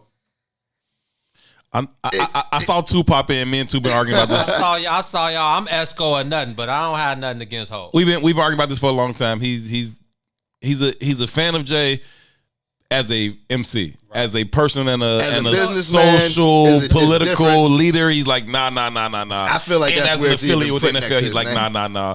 But yo, when you I'm gonna give him said the credit. social political leader, I got confused for a second. I was like, Hove? You see his hair, don't you? You see him out in Hawaii doing yoga and all of that. Different, man. Come on, man. Hey, he's not trying to skip leg day anymore. I feel him. Oh, wow. Shots at Hove. It's Esco or nothing over here, though. Shout out to Esco. I know how you're coming for sure. The takeover. To what you said, though, definitely shout out to the all-black reffing crew that's going to be holding it down on Monday night this week. Yeah. I'm looking forward to that one. I'm glad you said that, Gene, because you reminded me of something. I said last week that I wasn't going to watch the Detroit-Washington Football League team. Ooh. It had no bearing, but so I'm flipping through my bootleg cable, though, right?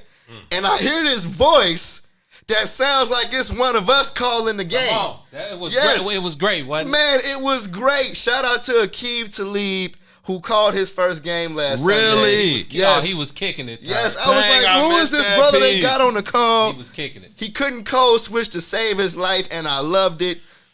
I feel like as a football fan, that's what I've been waiting on.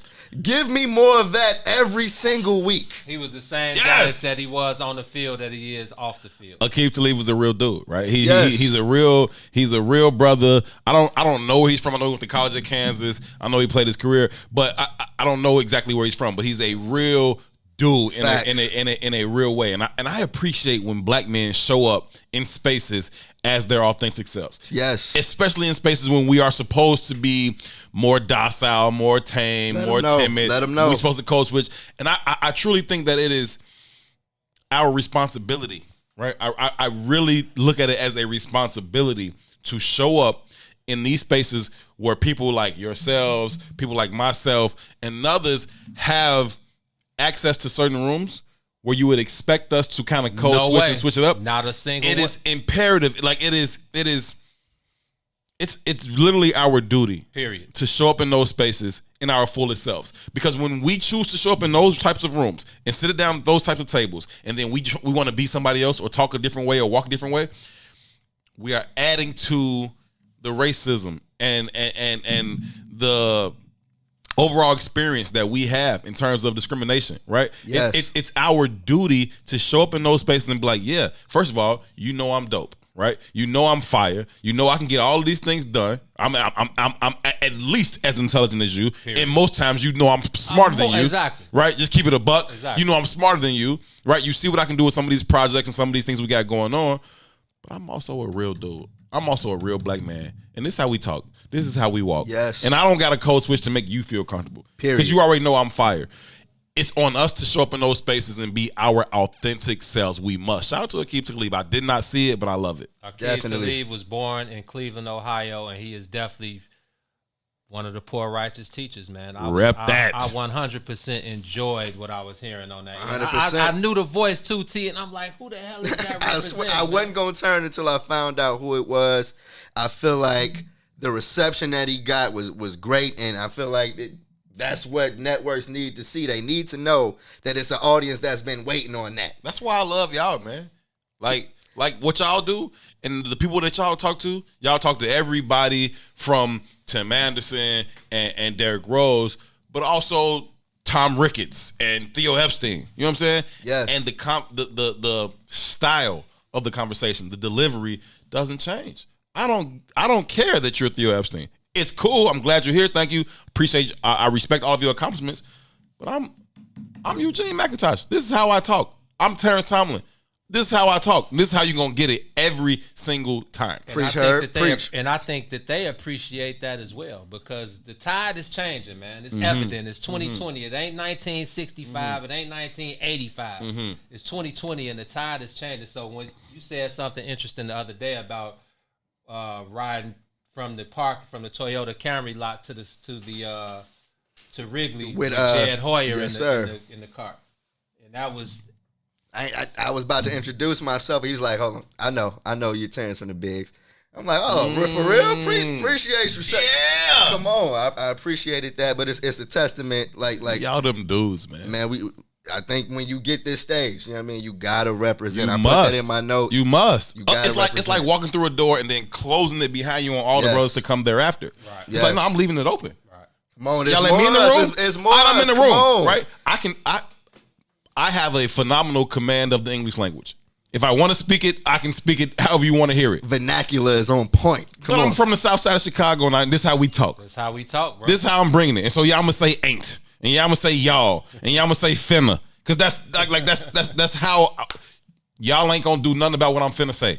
Yeah. You know what I'm saying? Like and you understand me, right? We talking about communicating, right? We communicating, so that's how we roll. I appreciate it, man. So shout out to everybody who has access to those spaces, who shows up as our fullest selves without fear of being kicked out because of who we are, man. Because what you're really doing, it's not about you getting kicked out. It's about leaving that door open for everybody else that comes behind you. And we have to be our most authentic selves if we do that. Otherwise, all we're doing is shunning ourselves anyway. Period. I'm definitely going to be finding out which game he's calling this weekend, whatever game he's calling. I'm going to be watching. I want to get into some quick fantasy information because I've seen a couple of questions real quick, and I want to address it so we have enough time to get into our picks. Gino, you saw the comments. They asked, should they start?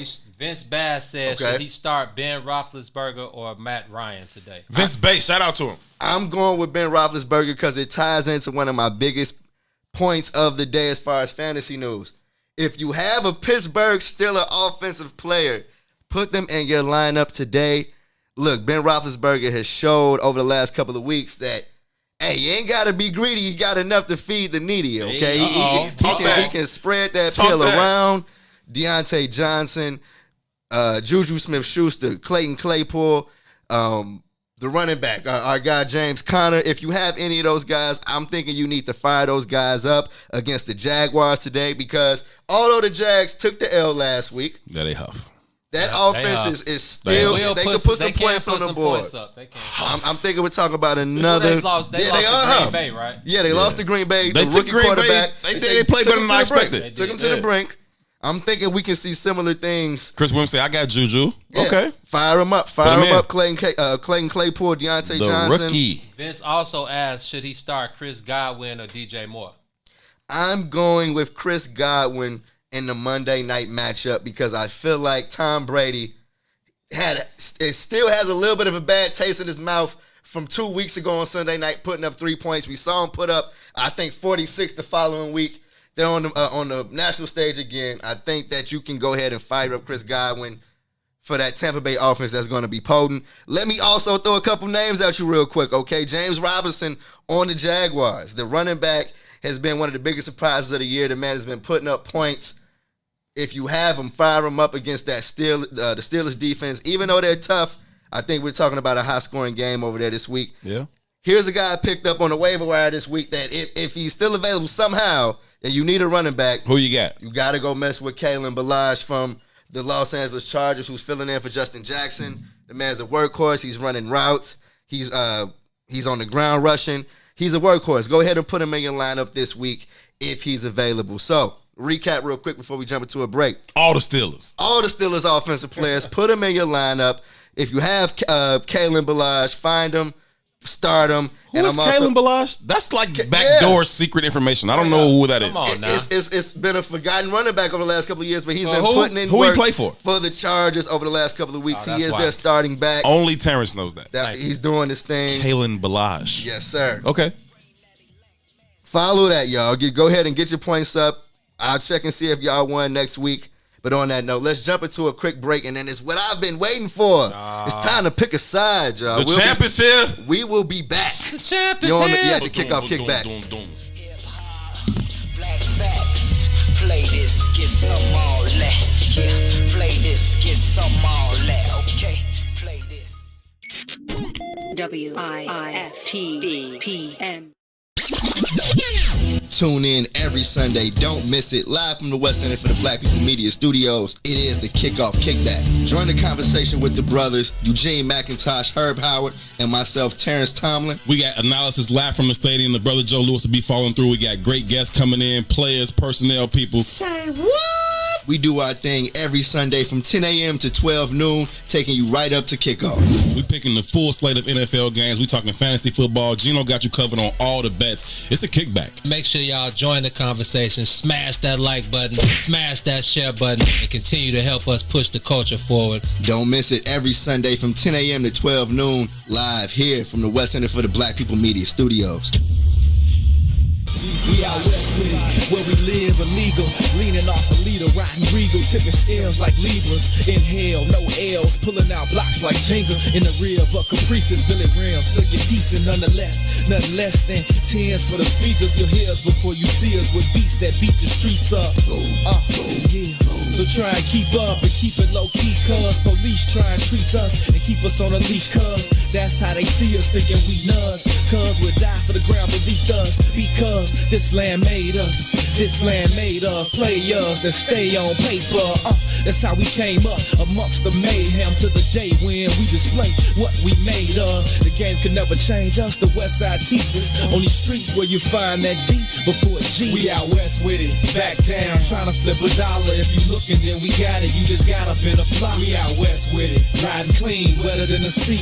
On the scene with a full tank, blowing AC. We out west with it, I'm posted, let me know what y'all on. Cause if y'all get on something, then just hit my phone. We out west with it, yes sir. Hustle for every penny in the trenches, but we turn struggle into strength. Smell the grind in the air, take a whiff. Only the nose knows the aroma. Compose the money rolls that fold up, holding cold cups.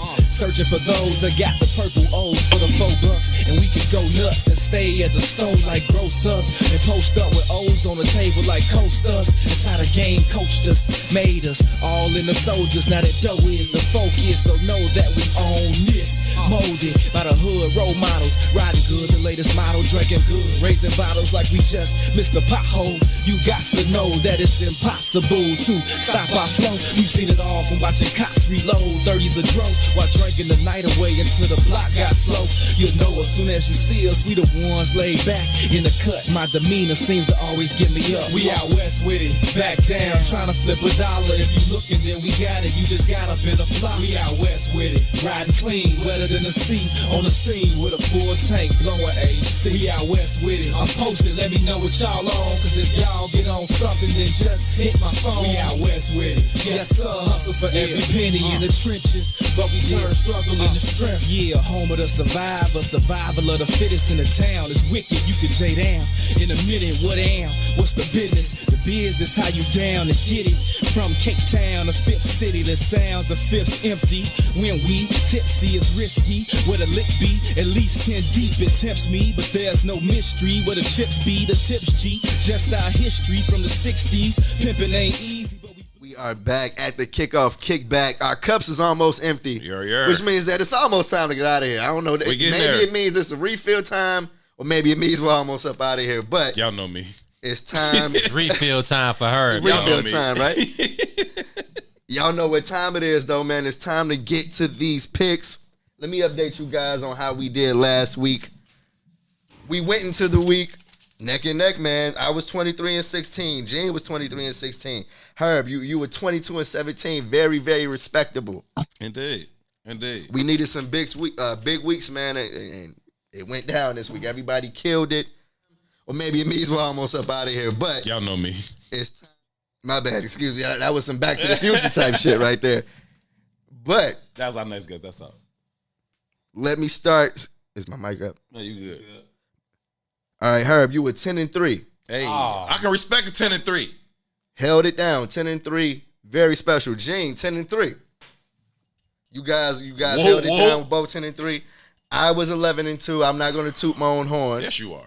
Not going to toot my own horn. I was 11-2. Ah, get out of here. He beat us back game per usual. Hey, Herb, man, I think we might have to check the books, he be pencil pimping us. Hey, y'all see the handwriting? I made sure it wasn't mine this week. Right. That's what we call it in space. Pencil pimping. You pencil pimping us, man. Pulpit pimping in the church. Pencil pimping over here with you. Yeah, man. Hey, man. Hey, I'm not stopping the count. I'm not calling fraud. I feel like the votes is legit. Salute to the God team, man. He knows what he's doing. He's picking the. He was tight though. Don't tell. He was tight though. Cause I had the DraftKings queued up. Yeah. One game blew it, bruh. That was it the Seahawks that lost to the Rams? Yeah.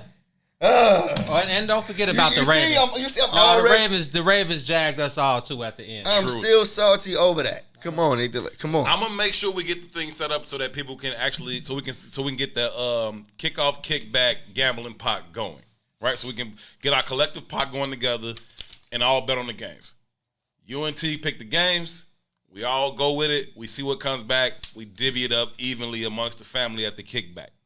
100%. I'm with that. Sure we get that. I'm gonna make sure we get that done by next week. Definitely need to kick that off, man. Real quick to update our records. Herb, you are now 32 and 20. Gene, you are 33 and 18. Excuse me, 19. You're 33 and 19, and I am 24 and 18. Okay, so you 24 and 18. You're 34 and 18. 34 and 18. 34 and 18. What's G? Gene is 33 and 19. And what am I? You are 32 and 20. So one game. Yes, sir. Right there. Okay, cool. Hey, real talk. I don't know if y'all paying attention, but we got the lick on the picks. I'm just saying. We know what's happening out here. Okay. We know what's happening out here. Listen, another brother that knows what's happening out here who's been on the scene for a very, very long time. He's a Chicago dude, but he's famous now. He do his thing, man. Yes, sir. And, you know, Young Wayne is going to fall through the kickback right now. He has a special thing going on where he makes his picks every week. He puts it out on his social media, and he offers people opportunities to bet against him or bet with him. And if this week, I think that people who picked the games, if they were right, there's a $200 cash prize. There's gym shoes and all kind of swag that's attached to it, man. So let's pop Young Wayne on into the kickback if we can. Wayne, you there, brother? Boy, they got 20 minutes to do them picks. You told them late, super late. But yes, if y'all hurry up and put y'all picks under my page, Young Wayne 00, you can win $200. I don't know. Terrence, 11-2 last week, but 24 and 18. What was you doing before? 34 and 18. Oh, wait, really? Yeah, right. Yeah, come on. I got to put some respect on my name, right? That's what happened. I mean, I got my cup like y'all. What's good? What's good, Wayne? What's happening, my brother? But you know good and well, I ain't doing no liquor. It's grapes, okay? Listen, before we get on, because we about to make our picks right now. I want your commentary on our picks, but let's hop into the video from you making your own picks, right? You put your picks out, I think every Wednesday or Thursday, so you can get ahead of the Thursday night game. You put your own picks out there. So we want to make sure that the people know who you pick. So you're not just trying to trash our picks. You want to put yourself out there so we know who you picked as well. G gonna pull that up so we can find out who Young Wayne had for week 11? Week 11. Let's get it. Here we go. Because we about to make our picks right now. I want your commentary on our picks, but let's hop into the video The sound from is also you popping up from your making Facebook. your own picks, Okay. right? Hold on. You put your picks out. I think every. Bow. There we go. Here we go. Boom. Get it.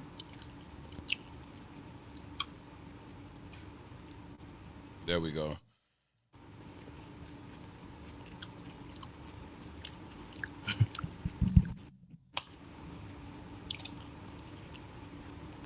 To it. The Seahawks to recalibrate to beat the All right, let's run that back. Here we go. Cardinals. The Browns to beat down the 12-2. I don't even know how I lost two. So he was 12 and 2 last 12 and 2 is crazy. Hey man, give me fire. Celebrate me. 12 and 2 Celebrate me. last week. Yes. Hey, I was so good. I should be on TV like in a suit. Alright, that's more like it. Week 11, let's get to it. The Seahawks to recalibrate to beat the Cardinals. The Browns to beat down the Eagles. The Bengals to stand taller than the drumroll, give it to me. The Washington Monuments. Hey man, they don't have a name. I'm gonna give them one every week. This week, I'm gonna put some respect on it. Oh, they don't have a name. Washington Monuments. The Panthers to tame the Lions if Teddy Bridgewater plays. The Steelers to roll over the Jaguars going 10-0. Ravens and Lamar Jackson to run around the Titans. The Patriots to pledge victory over the Texans. The Dolphins to swim past the Broncos. The Chargers to charge to the Jets. The Colts to unload on the Packers. The Vikings and the Cowboys. The Vikings for me. Chiefs to pay back the Raiders, and they're gonna take their own victory lap. The Buccaneers to slip past the Rams. I think it's gonna be a breakout game for Antonio Brown, and the defense in Tampa, they gotta step up. And the upset of the week. Give it to me. Upset. Here we go. The Falcons to hurt the beat up Saints. Who that? It's the Falcons. I know Saints fans. I'm so sorry. I know they're coming in, but the Falcons got y'all this week. Let's get to it. In the hoodie, Social Works, Jordan Brand collab. Shout out Chance the Rapper. Shout out Jay Cuddy. And the kick of the day. Yes, sir. OG, Jordan 1, Japan Concept, Midnight Navy, super fresh. But guess what? I'm not going to give y'all this. We raised the stakes this week. $200 cash, but you have to put your picks in the comments below. Whoever gets the most in the comments that I see in the comments will win $200 cash. That money's coming from Shop Ye Kim. Hey, man, that's all I can say. See y'all next week. Wayne, quick pick. I'm out.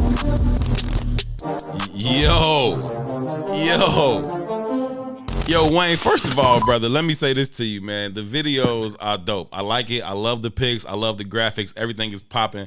You out there in LA, I got to get to these glasses, my brother. Come on, man. I got to get to these glasses, my brother. You from the south side of the go. Like, you my man, like in a real way. So look. What's up with the Dolce frames, Jim? Wayne, nah, brother. Oh, you got your swag. It's LA doing it to him. But the DNG, yeah, you took it to another level. It's LA doing it to him. But no, man, it matched the floral on the shirt. I'm like Patrick Williams. Patrick Williams. That's mad funny. Hey, I ain't mad at the drip. Go ahead, do your thing out there. I know you got to do your thing. But no, my videographer had glasses the week before. He randomly gave them to me, and this week he just happened to come with some more. I went 11-3 that week. 12-2 this week. Okay. Hey. So it's superstitious it's still. a ritual kind of, yeah. Yeah, right. yeah. Uh-huh. If I have a bad week, you won't see glasses at all. There won't be no. So they're gonna be shades, the black shades. I dig it, man. I dig it. T, let's hop into it, my brother. I like your picks, Wayne. First of all, let me say I don't like his I picks. His think picks that trash. Yeah, man, I'm not mad at your picks. His picks trash. As the top dog when it comes to the picks, I'm not mad at yours. Hey, he flexed on us, didn't he? Just You saying. right? Slight flex. Let's go ahead and jump into it, Herb. Gene, you guys ready? Let's get it. Lions versus Panthers, y'all. Lions versus Panthers. Christian Let me McCaffrey is on the shelf again. see. Carolina Panthers at home +3. Is Teddy Bridgewater playing? No. No Teddy Bridgewater. No Teddy. Give me the Detroit Lions. No Teddy, no Christian. Wayne, why did you go at the Panthers? No Come dub. on, I'm taking the Lions in this one for sure, y'all. Did y'all hear me say if Teddy Bridgewater plays? I have a great caveat. I was prepared, and I did it on Wednesday. So what? Hey, Okay. whatever. So no Teddy Bridgewater and no Christian McCaffrey. Sound like no win. No win. Put me down for the Lions. Patriots, Texans, y'all. I'm I'm gonna let you guys go. Now you know I gotta come after you, bro, because you give me the line and you tell me where the game is at. Cam is coming off a big win versus the Ravens. The Texans only put up 7 points on the Browns last week. They are in Houston. It's Patriots at the Texans. Yes, sir. I'm taking the Patriots Pats. at the Texans. Texans plus 2.5. I'm taking the Texans, man. You taking the Texans? Deshaun Watson and them guys. Is J.J. Watt playing? Is Deshaun Watson playing? Some form of J.J. Watt is playing. Yeah, like, I know he's halfway there. I'm taking the Pats, man. I think they're finna hit a roll. I think that as slow as they started out, I think they're still gonna find a way to be relevant at the end of the season. Do they make the playoffs? Do they make a run? I don't know, but they'll find a way to be relevant towards the end of the season. I'm rolling with the Pats. Okay. I'm rolling with the Patriots as well. I'm so Dolo G. What's good? Dolo. Let me tell Gene something. Gene said, is J.J. Watt and Deshaun Watson playing? They played every game. They still have won 2. Hey, Scam Newton has played every game too, Wayne.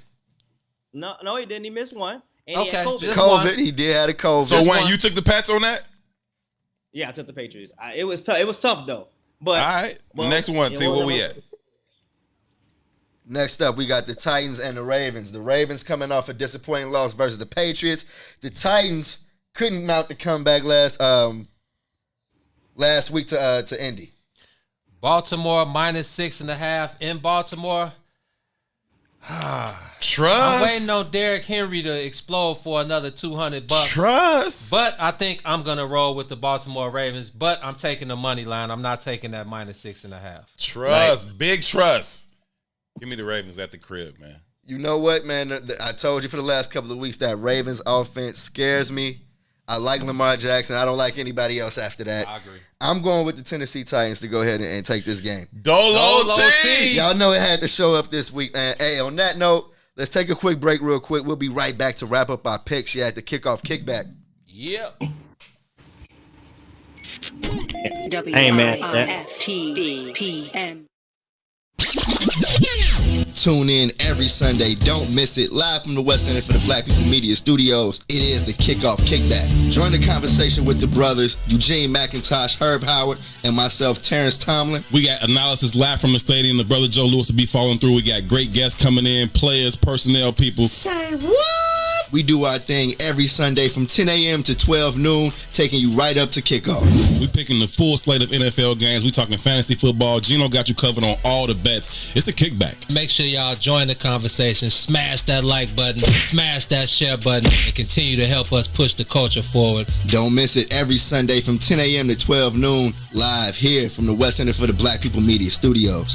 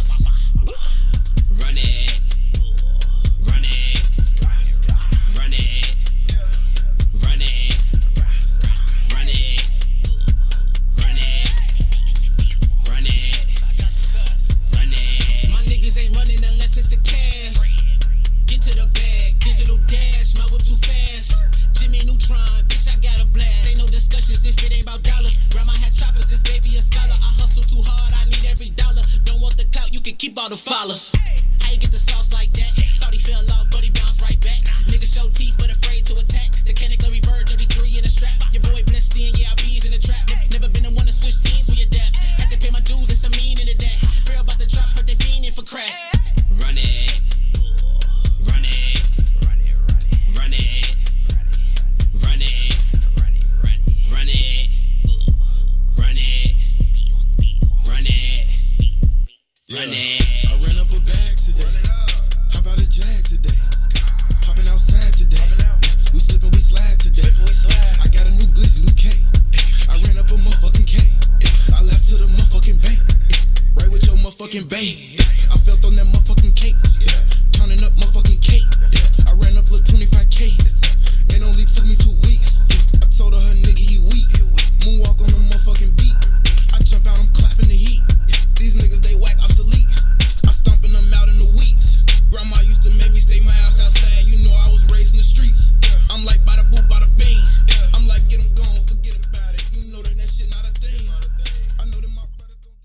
are back at the Kickoff Kickback, jumping right back into these picks, man. We left off at the Ravens versus the Titans. Going to be a tough game to pick, man, even though that's going to be one of the games of the week, in my opinion. Let's go ahead and jump into the Eagles versus the Browns. Herb, what you thinking? The Eagles versus the Browns. I got to find out from my brother first. The facts. We got the Cleveland Browns minus 2.5 at the crib. I'm going to go with Cleveland. I'm going to take that spread, man. Cleveland minus 2.5 at the crib. I was dolo on the Eagles last week. They let me down against the Giants. I'm done rocking with those people. Give me the Browns as well. Thank you, Herb. I'm definitely going with the Browns. I just like that offense with Nick Chubb back in the mix. Wayne, who'd you have in that one? I got the Browns. All right. Next up, y'all, Falcons versus Saints, NFC South matchup. Falcons versus Saints. We got the New Orleans Saints in the Superdome, minus 3.5. Taysom Hill starting at the QB, which means they think Jameis Winston ain't on nothing. Nada. I'm gonna go with Bukaki. I'm gonna go with the Saints, man. I'm gonna go with the Saints. I don't know if I should take this spread. I'm gonna go ahead and hit this money line. I'm going with the Saints. I appreciate so much about Sean Payton. Nothing more so than his ability to adapt to the situation. Yep. If it needs to be one on special teams, if it needs to be a running game, if it needs to be a passing game, he finds what they need to do that particular week to win a game. I'll take the Saints at home over the Falcons. You know what, guys? Oh, we got a Dolo T coming? Another Dolo T. Now, he gassed. I know when he gassing and when he for real. He coming with the Saints. Watch. I got to go with the Falcons, man. Oh, Dolo T! I like that offense. I like that they changed head coaches when they needed to do it, and I feel like they're on the other side of their immediate problems right now. And I don't like that decision to go with Taysom Hill over Jameis Winston, man. I do. I wish we had more time to address Wayne, it. who you had on that the Falcons, y'all. I picked the Falcons in the upset of the week. Yeah, I was you going. did. I was going against Jameis though, but he not playing. So. Okay. Okay. We got Dolo T and Wayne under the bet, Wayne. I think you're good. Okay. Hey, G, we got this thing. Saints holding it down. Yeah, we do. We'll see. Hey, next up, Bengals versus the Washington football team. The Washington football team minus 1.5 in Washington. Do I have Do to? I have to? Yeah, I'm leaving that one alone for my bread. For the sake of the brothers. Right? Right? You still can't get no team out your mouth. I'm going to go with Washington because they're at the crib. Okay. No, they don't even have a quarterback. I hated on Give me Alex Joe Smith. He had Burrow. almost 400 yards last week. Is he playing again this week? He is.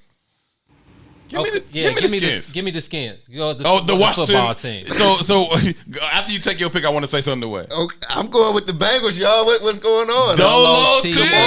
I'm going with the Dolo Bengals. T. Rocking with the Bengals. Hey, yo, Wayne, you've been calling the Washington football team something different every single week. You called them the go-go dancers. You called them the Nike boots. Shout out to Wale the rapper. The go-go dancers. What you calling them this week? The Washington football team. Washington Monuments, and I picked the Bengals to stand taller than the Monuments.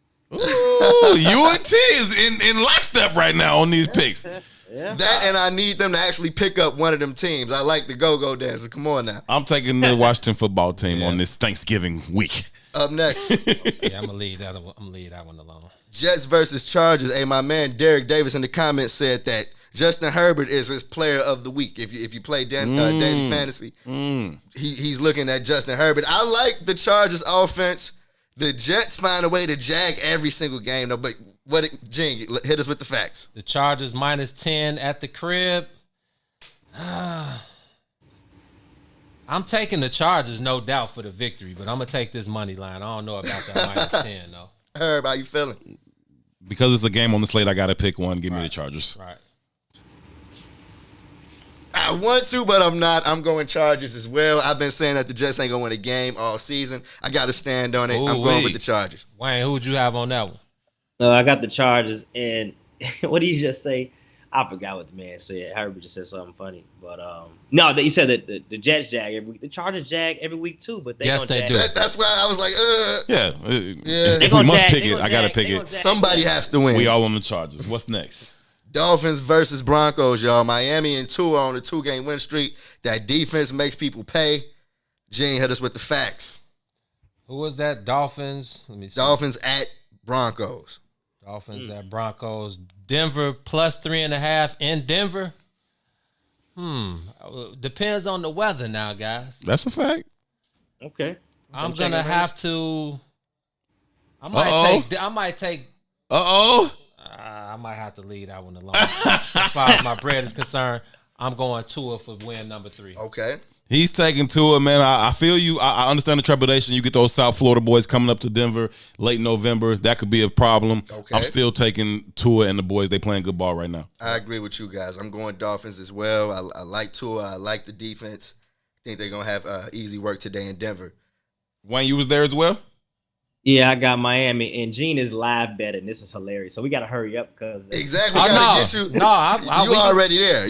We can go into the ticket is we solid. Yeah, we solid. Yeah, we good. Oh Wayne. yeah, live bet. Yeah, it's true. Next, we're gonna get through these picks. Cowboys, Vikings. Andy Dalton is back under center. Who cares? Is it going to matter? Come on, Minnesota -7.5 in the dome in Minnesota.